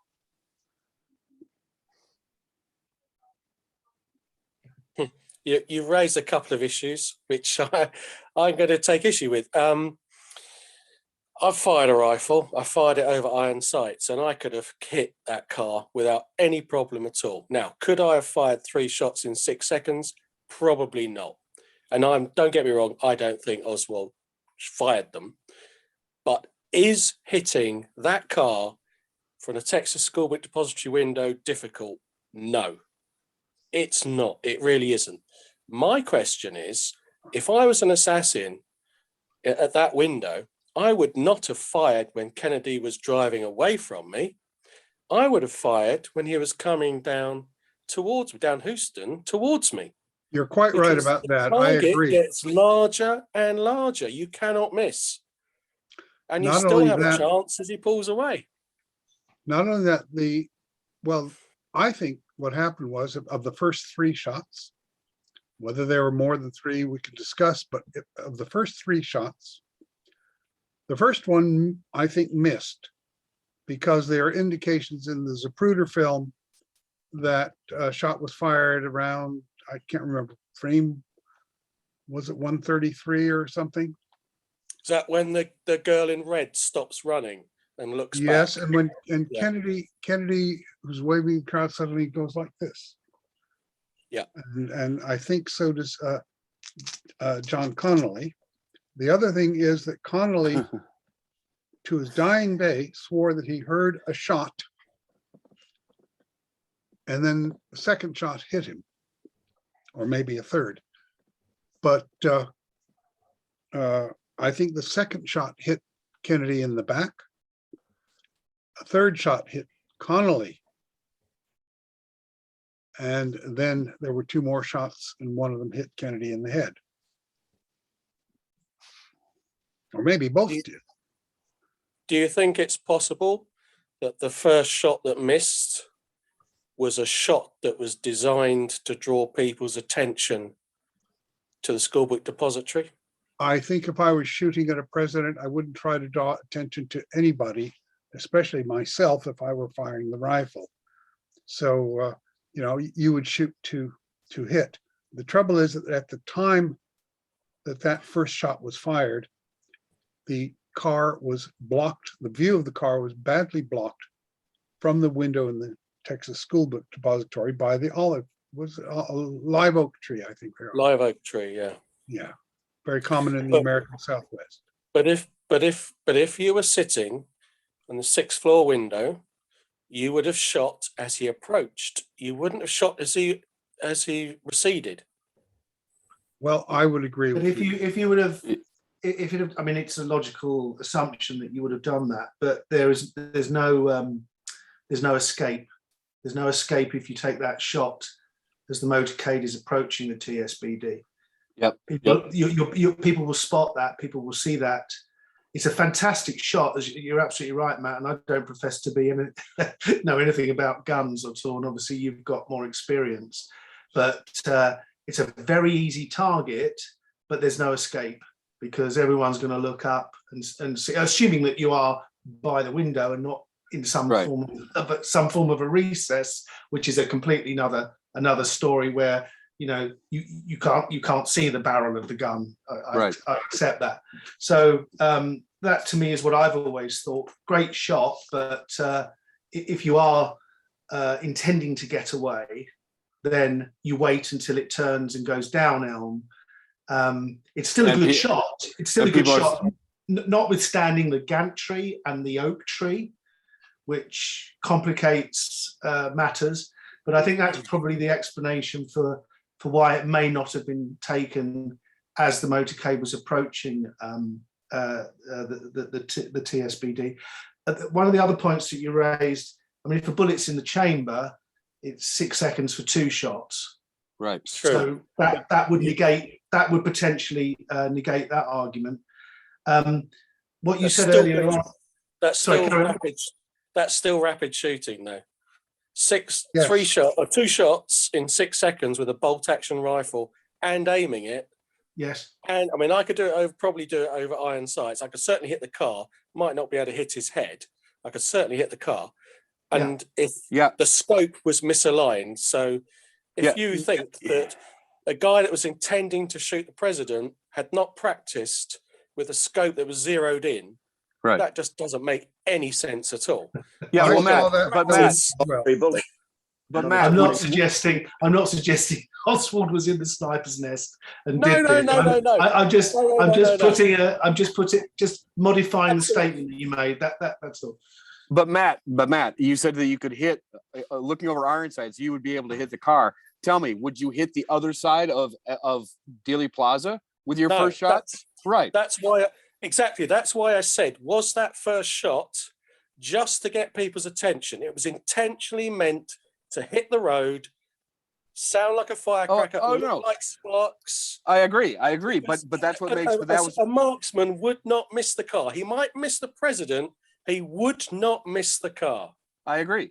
So it makes the claim that much more untenable, especially when the Warren Commission claims that it was the first shot that missed, or most likely missed. That means that he's not even looking at the tree, the live oak tree. He's looking 200 yards further down the street. Yeah, and that's the first shot. No. And then he gets his next two off with precision and accuracy. I don't think so. Yeah. There's another angle. Go ahead. There is another angle on the Houston Street shot. I asked a question about 20 years ago, and they said you couldn't shoot as they were coming along Houston Street because you had to wait until they could get into the triangular fire. Right. you couldn't start shooting until he was at a place where the other rifleman could hit as well. They felt it would be too soon to shoot in Euston Street because one, for the escape, and also it would be, the other people might not get their shots in. They might have stopped the car in Euston Street, and if somebody was on the grassy knoll, they wouldn't be able to get a shot in. Well, that's assuming that there's multiple gunmen, of course. Right. Yeah, right, I think there was. Which we all do, but you know. right. It was, I think Jim Fetzer told me this many years ago. He said it had to be a triangulation of fire. So, and you couldn't do that if you fired on Euston Street because you'd be out of range of the other shooters. Well, it didn't have to be triangular fire. It was triangular fire if you were in a conspiracy and you wanted to guarantee the result you wanted. But if you were a lone gunman, you would take the best shot, surely. Right. Yeah, Yeah, but exactly. I don't believe that was the case, though. No, Right. no, I don't think any of us do. None of us do, right? No, we Matt, don't. the other point I wanted to just not contest, but just discuss with you is, and obviously as a policeman, you've seen a lot of different scenes and interviewed a lot of different witnesses. I agree with you, and I think I was discussing this with Craig on a call before that we have to place more weight and emphasis on the earlier interviews, affidavits, etc. But there is post-traumatic stress syndrome going on at this kind of an event. I mean, this is enormous. I mean, this is, I had a car crash in Italy a few years ago, and I play it back in my mind, but whilst I think I know what happened, it's not always the case that you know what happened, and you can genuinely misremember. It's not nefarious. It's just what happens, Absolutely, yeah. And I think with the trouble with all the, whether it's ear, to your point, Mike, whether it's ear witnesses or eyewitnesses, I mean, this was an enormous event. I mean, this wasn't a minor car crash, a more significant car crash. I mean, this was the president of the United States being assassinated. But in some ways, an event that doesn't happen to you personally, Right. it's more Right. to process it. If you were the guy in the car in that crash, it's more difficult for you to process what happened. But when you're a third party observing, it's not happening to you, you're just observing it, you are in a better position. Yes, it's shock. What the hell's happening? Oh my God, and it's over in 6 seconds. It's very difficult to remember exactly what happened. You may not have been watching the whole thing for 6 seconds. I think there's quite a few eyewitnesses said that they saw Kennedy turn, they saw him approach, then they looked away to talk to their partner, and when they looked back, he'd already been assassinated. So all I'm saying is that generally, the first impression is the best impression. Not always, generally. But what's weird about the Kennedy assassination is because it's been demonstrably proven that so many eyewitness testimonies have either been changed, not recorded at the time, or pressure has been put on the witness to have a different point of view, that you really can't put massive reliance on anything that was taken down officially. I think that's a very good point, and I agree with what you've said. Yep. A lot of witnesses who've been questioned or interviewed later said that the statement does not represent what they said. Exactly. Yep. And who's that young lady, Julianne Mercer, who saw Jack Ruby carry a rifle up the grassy knoll an hour or so before the assassination, or something to that effect. When she saw her statement, not only was it not what she said, Wasn't her signature. but it wasn't her signature. So Yep. that tells you something. Yeah, but that's exactly why it's still important for my book anyway, to point these things out and to point the deficiencies that even though I'm listing the eyewitnesses and I list what they say, I also enumerate all of the deficiencies in either their statement or the way their statement was taken, or the disparities between the statements as they were taken, as being incomplete or leading, or like I said, verbatim. Descriptions of where they were or where they thought the shots came from that could not have been verbatim. That is, two different people, even though they were together, would not have said the exact same thing. So yes, we do have to take it with a grain of salt, but it's in the record and it's in my book. So when these discrepancies come up, and they come up a lot. I think another good example of it not as she may have said is the Victoria Adams thing, with Lovelady and Shelley down by the elevators on the first floor at the rear, whether she saw them, didn't see them, and the Stroud letter. So, I mean, to everyone's point here, I mean, it's rife throughout the whole thing.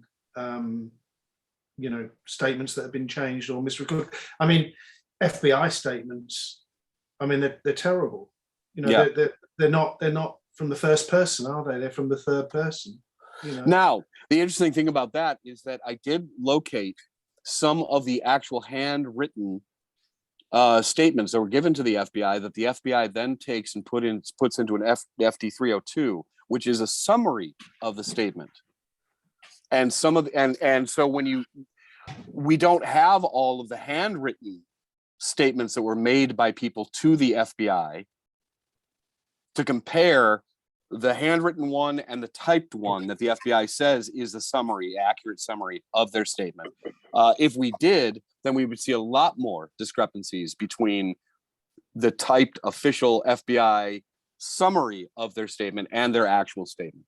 I think a lot of people, but this is another thing that we could have done with witnesses over the years as we re-interview them or discover them and interview them, have their FBI interview or their police interview or their Secret Service interview in front of their hand it to them and say, is this what you said? Is this your signature? Verify what's on record with the actual witness. But that's, coulda, woulda, shoulda. Absolutely. Yeah. Craig, did you ever have a chance to do anything with Tosh Plumley?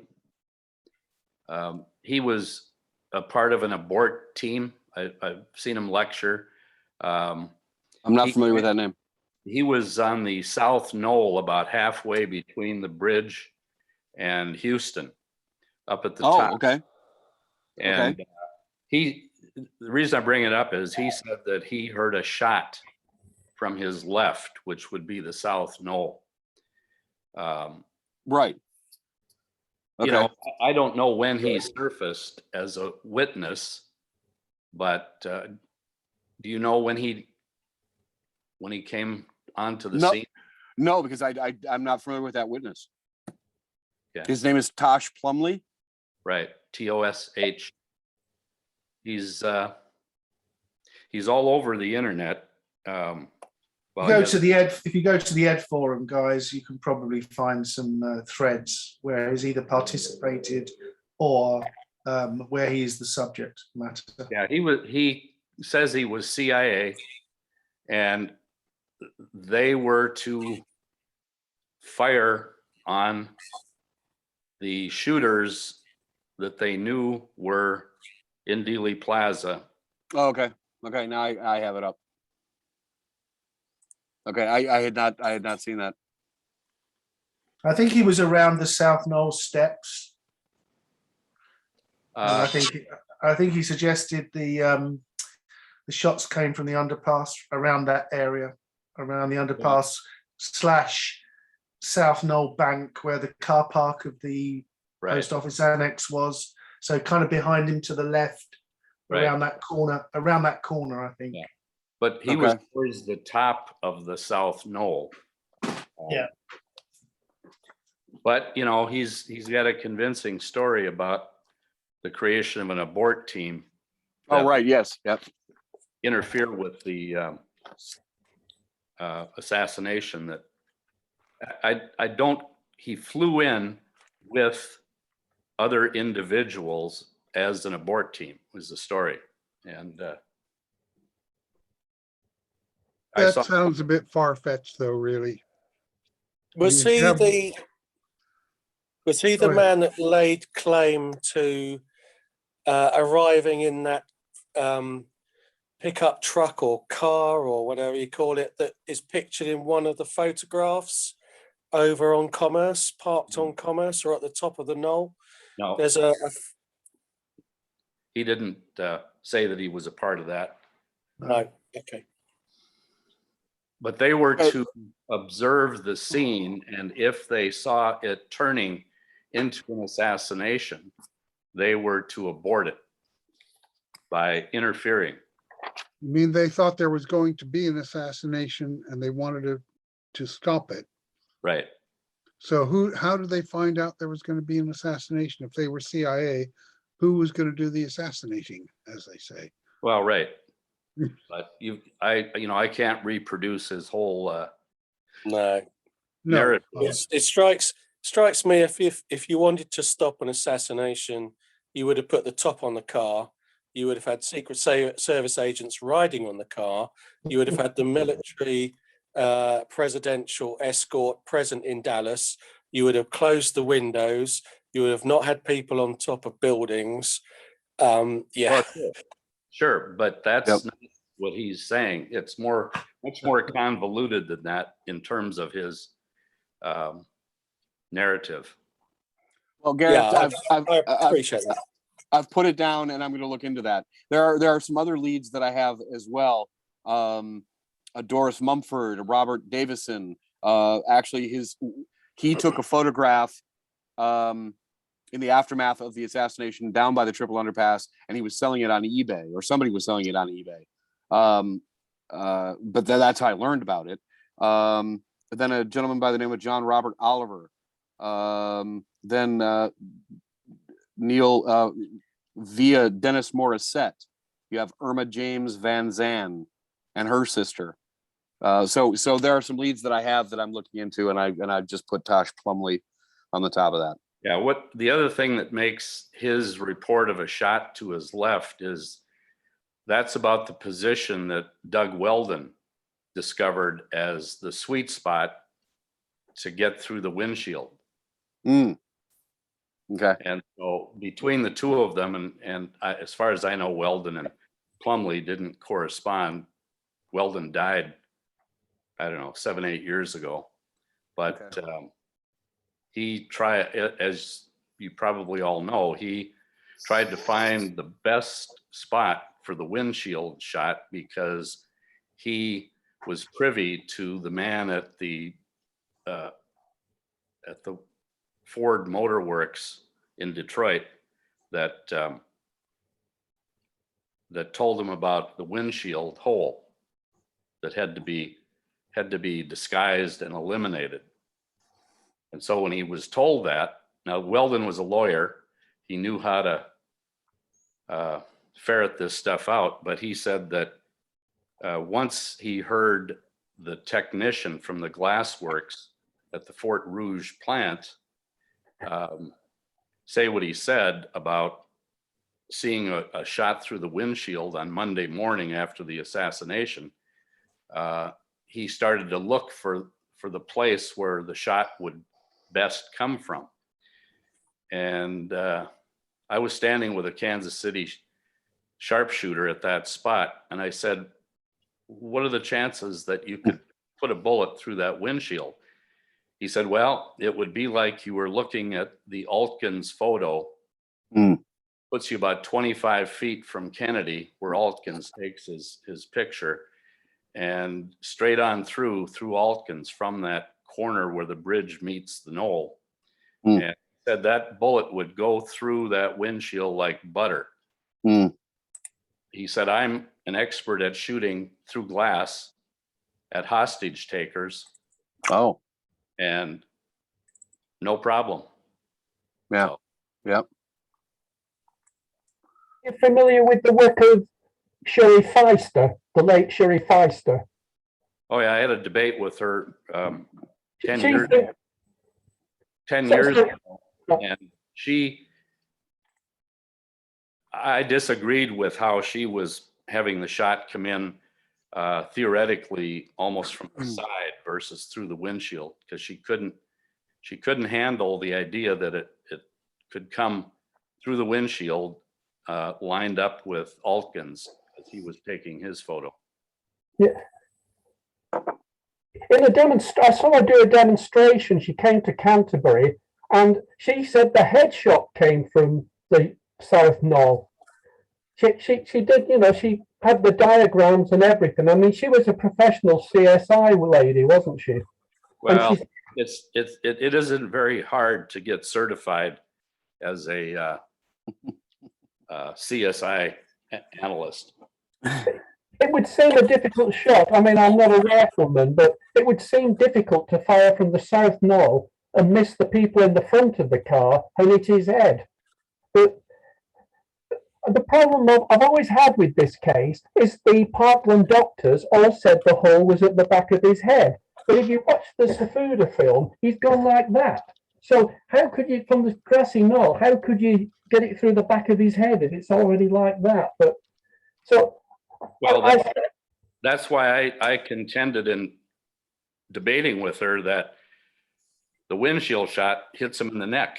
And when you see Altgen's photo, you see the exact scenario that he describes going right between the Secret Service drivers and the Connollys and into his throat. He's grabbing his throat as the shot comes from the front. Now, that sounds like a deflection, because why would you make your first shot not the best shot? If you thought it was going through like butter, then why would it deflect downwards into his neck? I don't know. You know, some people would say they were trying to immobilize Kennedy for the headshot. Doesn't make sense to me. There is a possibility, Gary, that it didn't go through the windscreen. It went to the right of Greer, in front of Nelly, in front of Nelly. On that, you know, that there is a small window. And that's not how I want to explain it, but there's a small window between the back of Greer and Nelly where you can derive a shot from the South Knoll. Yeah, I'm just saying that Doug Weldon, when he interviewed the guy at the Detroit Motor Works, Glass Works, you know, there's about 6 people that corroborated a shot through the windshield in the very spot where Weldon says it would be possible, but it would be a throat shot. Anyway.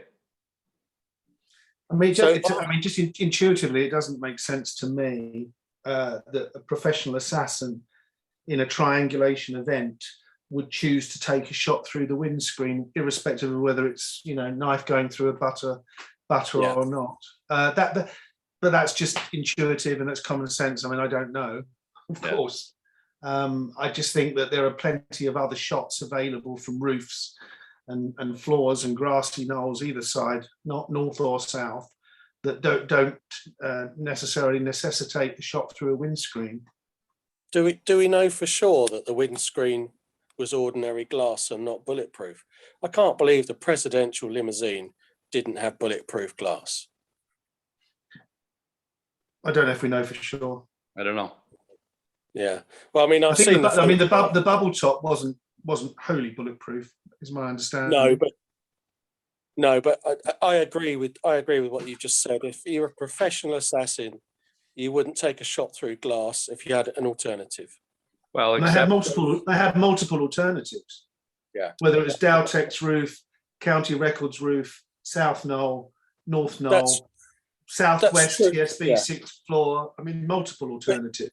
But you also have to be fairly careful about how many shots you do take, because you may be able to cover up a couple. But if you're peppering the car with shots from everywhere, how are you going to cover that up? You know, well, that's a big question, isn't it? I mean, maybe that they weren't intending to cover it up. No, they weren't. No, well, they only did it ex post. Yeah, but there's 2 separate issues here. The assassination was one act and the cover-up was a completely separate act. The original plot was to kill Kennedy and blame it on Castro, so it didn't matter whether it was Oswald alone or Oswald and half a dozen Cubans. It was Lyndon Johnson who sort of said it's got to be a lone gunman because we don't want World War III. So it didn't matter to them how many shots they fired, really, because they weren't going to cover it up. Well, that's not strictly true, because straight after the assassination, as soon as they arrested Oswald at the Texas Theater, they knew they had the assassin for the president. They weren't saying we're looking for Oswald and 5 other Cubans. As far as they were concerned, they had the assassin. Yeah, but they wouldn't know what the plot was, though, would they? At that stage, the conspirators wouldn't say this is the plot, would they? But it only came out after the case when people started talking. I mean, have you read John Martino or people like that? You know, people who were involved. Well, allegedly involved. I think it's pretty good. I think it's pretty close. I mean, we can't. We don't listen. This one thing, I might be treading on some toes here, but we don't know what happened, and there's no point saying so and so was involved and so wasn't.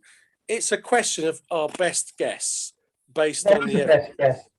And I am always suspicious of anyone that puts themselves in Dealey Plaza on the day involved in the plot.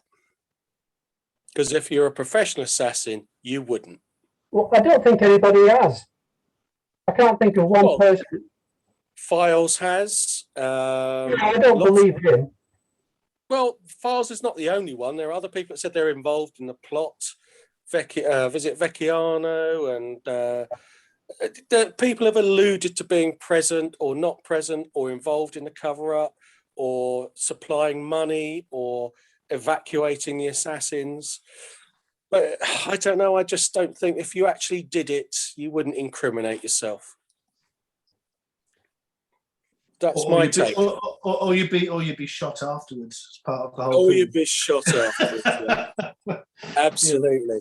Can I just add? I just ask Craig a question. It's always struck me. I never understood if, assuming that Oswald was the assassin, when he had his race down the stairs to get to the refectory on the first floor and open his Coke, which has been proven to be possible but tight. And there are witnesses obviously on the stairs that say he didn't pass them. But the thing I couldn't understand is if I'd have shot the president and I've dumped 3 empty cartridge cases in front of the window that I'd just done it at, why would I take the time to hide the rifle? And not even well hidden. Craig, what's your view on that? I think we've lost Craig, haven't we? Where's Craig gone?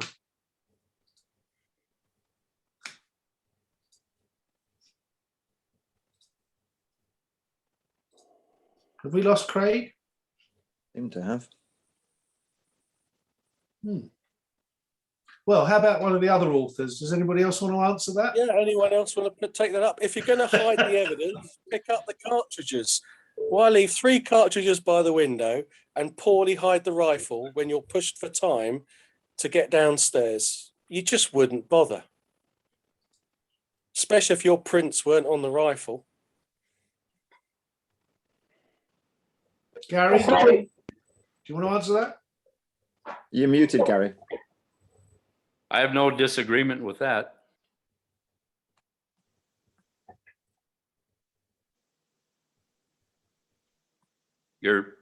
If you're somebody half-baked, like they want to portray Oswald, then you're so stressed out that you forget you've ejected bullets or shells to the floor, and now you have a second thought about hiding the rifle as you're going down the stairs. I mean, from that standpoint, it's possible, but I agree.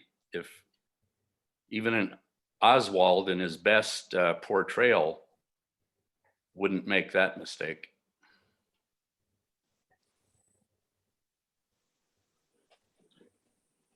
Anybody else have a view? I mean, I agree what Gary's just said. Just before that, Matt, Craig's phone has died. Welcome to 2022, whatever. I promise I'll get a webcam so I don't have to rely on my phone for future Zoom meetings. Blah blah blah. It's a privilege to speak. Thanks and blah blah. Okay, so we can't ask him any more questions, sadly, but we can of course carry on.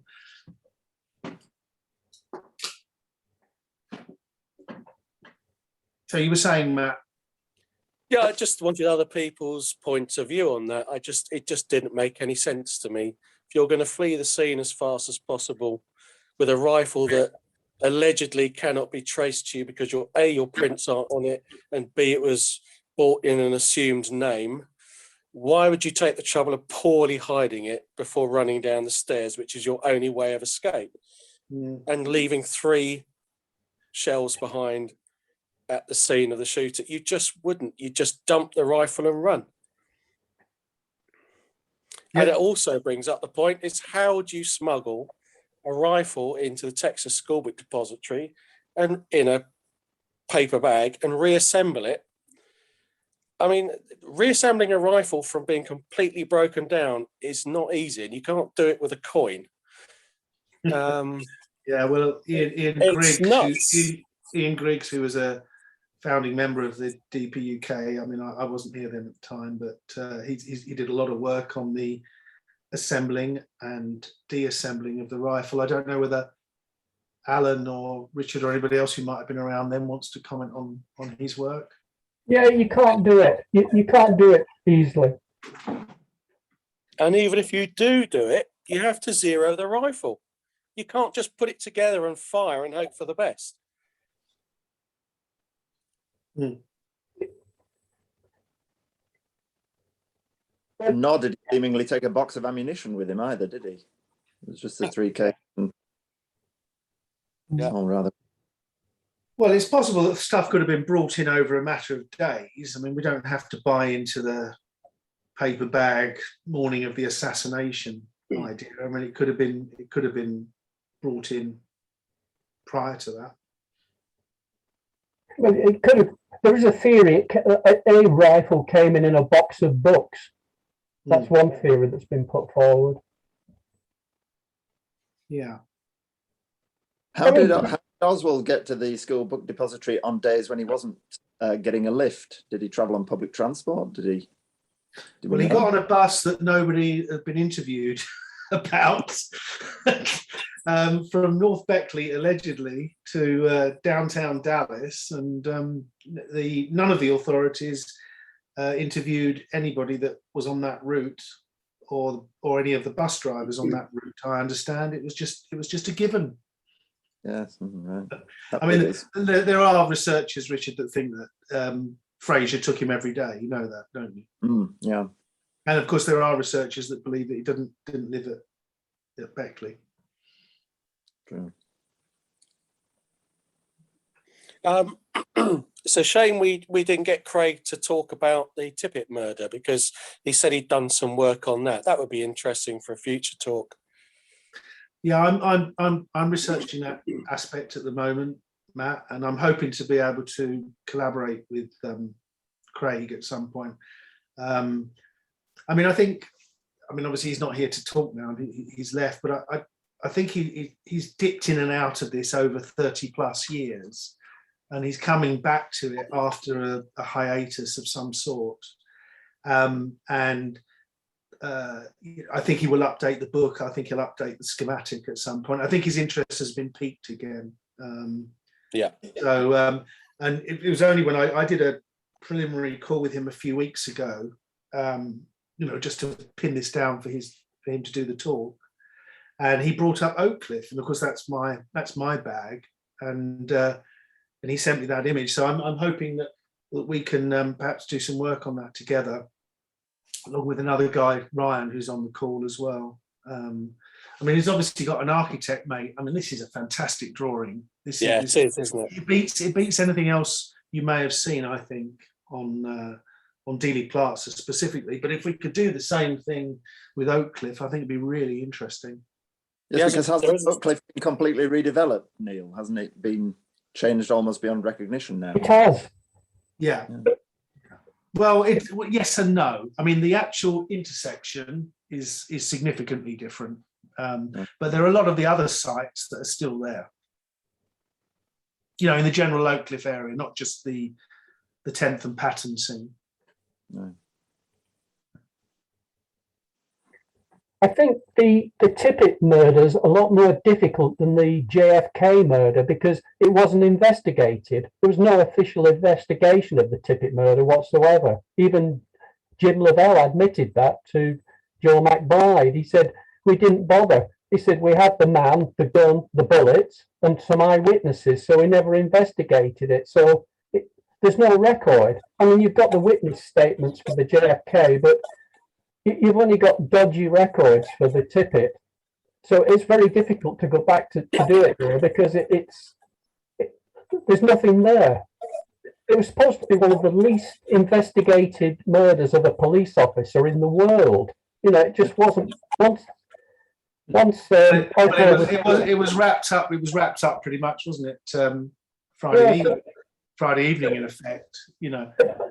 But Alan, you can't blame them, Alan, when they've got the gold-plated testimony of Helen Markham. I mean, who could fault them? But did you know that somebody bought up the street within about six months, or maybe a month later? Somebody bought up all those houses. Yeah. Where Tippett was killed and moved all the people out, so people couldn't find the witnesses. They were gone. Yeah, I mean the south side of 10th is pretty much all gone. It's completely different buildings, and that happened very quickly. On the north side, there are a few left, but obviously you've got the high school that's there, which is, and you can't traverse east-west on 10th towards Crawford. You can't do that anymore. That's all blocked off. The Abundant Life Temple, which I think is a really very interesting location, and there's some really interesting stuff going on there that I've looked into. That's gone. That's gone. So they did a good job in clearing out physical locations and people. Did a very good job. You know. But there's some strange observations about it, though, of the witnesses. Quite a fair few of those people who were witnesses knew Jack Ruby, which, you know, seemed odd. Yeah. Helen Markham served him his breakfast or whatever. The guy who radioed in had worked as a bouncer at one of his clubs, and about half a dozen people knew Jack Ruby. You know, it's actually, I think it's more than half a dozen now, and I think Joseph McBride has said that 10 out of the 20 witnesses were in some fashion associated with Ruby. Yeah, what are the odds on that? The other thing that was struck me, you know, it's supposed to be a quiet street in a leafy suburb of Dallas around Friday lunchtime. Why were there so many people about? You know, why weren't they at work? Or, you know, they seem to be, like you said, there's about 20 or more people all got there very, very quickly. You know, lots of people seem to be at home. You know, it wasn't a public holiday, was it? No, and the one thing that's always struck me as odd is why was a pregnant woman watching two war films in the Texas theatre? I mean, if that's not incongruous, what is? Yeah. I wish I met someone like that. I always watch them on my own. Exactly. Yeah. So I think Oak Cliff is fascinating. It really is. But you are right, Alan. It's another swamp in this whole. Don't forget, though, in America that a lot of people sit out on what they called their stoop, and I think Victoria Clemens was sitting outside, wasn't she? When she Akila Clemens. Akila Clemens, sorry, yeah, Akila Clemens sitting outside when she saw the murder. I might be wrong, but I think she was inside and she heard the shot and ran out. Okay. And Mark Lane, obviously, she was a star witness for him. Yeah. A lot of those people weren't brought towards the Warren Commission, of course. including her. What do people think? Did the person who killed Tippett, did he have to look like Oswald? Assuming it wasn't Oswald, did he have to look like Oswald, or were just the eyewitnesses poor? Well, Akila Clemens said he was. If you look at the Mark Lane documentary, kind of hunky, She says, and so stocky and somebody said bushy haired as well.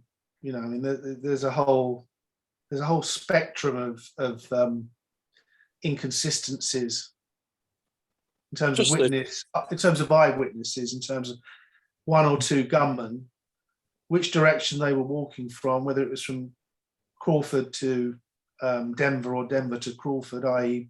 west to east or east to west. Of course, the Warren Commission cannot have it east to west because of the timing.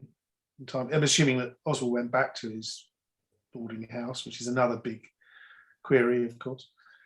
So you've got guys running off in different directions. You've got some witnesses saying that the assailant ran down Patton south towards Jefferson. Some say that he ran down south and then turned west between the alleyway between Jefferson and 10th towards the back end of the Abundant Life Temple and towards the north side of the Texaco garage where the jacket was found. I mean, there's tremendous inconsistencies in all of this, and obviously someone like Dale Myers will focus on what he wants to focus on, to produce a solution to this, which is akin to, the establishment view, the Warren Commission view. Yeah, the other thing, of course, is the description of Oswald. I mean, how far is the Tippett murder site from Elm Street? 3 miles. 3 miles. So 3 miles away from the scene of a crime, you're looking for an average height, white male, average build. Yeah. And you pick up Oswald out of probably 300,000 other white males, average build, average height, average age. That just does not add up. It doesn't add up. Well, but one thing I would say, that's the whole 5'10", 165 pounds thing. I mean, I think it has been debated on this before. I mean, Bill Simpich has got a real, view on this and how wrong Inspector Sawyer is, who ran the command post at Houston and Elm Junction. Where did that original description come from? And that it was already in the system, that description, so it came from an agency. I mean, there's a lot of work that's been done on that, Well, it may have been a perfectly good description from a perfectly good eyewitness, but Howard Brennan? No, but I mean, well, yeah. Howard Brennan's eyesight only deteriorated afterwards. So I'm not discounting Brennan, but the description in general, if the Dallas police had said, we arrested 500 guys just after the assassination, but this guy was really suspicious, I'd have a lot more time for them. But they didn't. They arrested Lee Harvey Oswald straight away from a really shit description. Just doesn't make sense. But a general point I want to make, I heard you criticising Dale Myers, who's done a lot of good work actually on the Tippett assassination, digging up evidence, etc. Purely from a sort of historian's point of view, I enjoy reading alternative viewpoints because to be in an echo chamber is not healthy. To just have people reflect exactly what you think is not a healthy way of approaching the case. It's good to have people question you, and it's good to have people put alternative points of view, and it's on us to refute them. I don't think they should be discounted out of hand. I think their views should be taken on board, and we should say, right, well, in this case, you're wrong. But we shouldn't just as they totally dismiss anyone that believes Oswald was part of a conspiracy, or there was a conspiracy that didn't involve Oswald as nutters. equally, I don't think we should discount anyone that believes he was as mad as well. We should just take on board what they say, look at what the evidence they produce, and either refute it or say, okay, yeah, got a point there. Maybe we've got to look at this again. But I think it's unhealthy just to discount people. Well, look, to be fair, this is my area that I focus on, and he's written a fantastic book called With Malice. I don't know if you're aware of that, and it's a really good read, isn't it? You know, and he cites a lot of stuff, and I like the minutiae of it all. But I think where he's just discredited is the whole magic bullet work that he did. You know, around Dealey Plaza to confirm the magic bullet, and I think that just doesn't make any sense. I agree with you there. But he's done a lot of good work on just Tippett in general and the history of the Tippett family, etc. And that can't be discounted. I agree. I don't agree with his conclusions. I agree, you know, with most of the people. That's essentially my point. I don't agree with his conclusions, but we shouldn't fantastic work in there. It's helped me. I think it's a really good resource. Really good resource. And I think one of the things that I thought was fascinating is Holan, Holan. He's done some work on his blog, which suggests that she wasn't living sort of diagonally opposite the scene of Tippett's murder, because I don't know if you recall this, but there's an argument that she was the one that saw the additional police car in the drive between whatever it was, 404 and 406, or 406 and 408, whatever that drive was.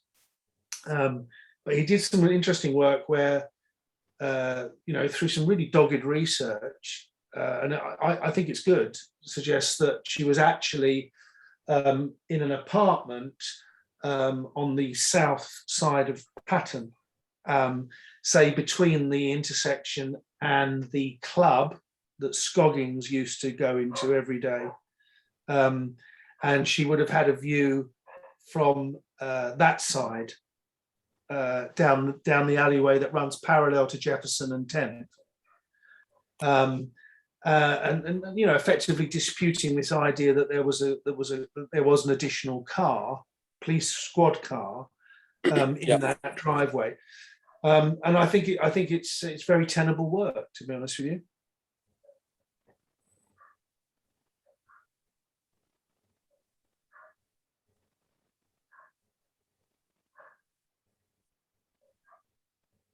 All right, guys. Is there anybody else that wants to make any more contributions or keep the debate going? Or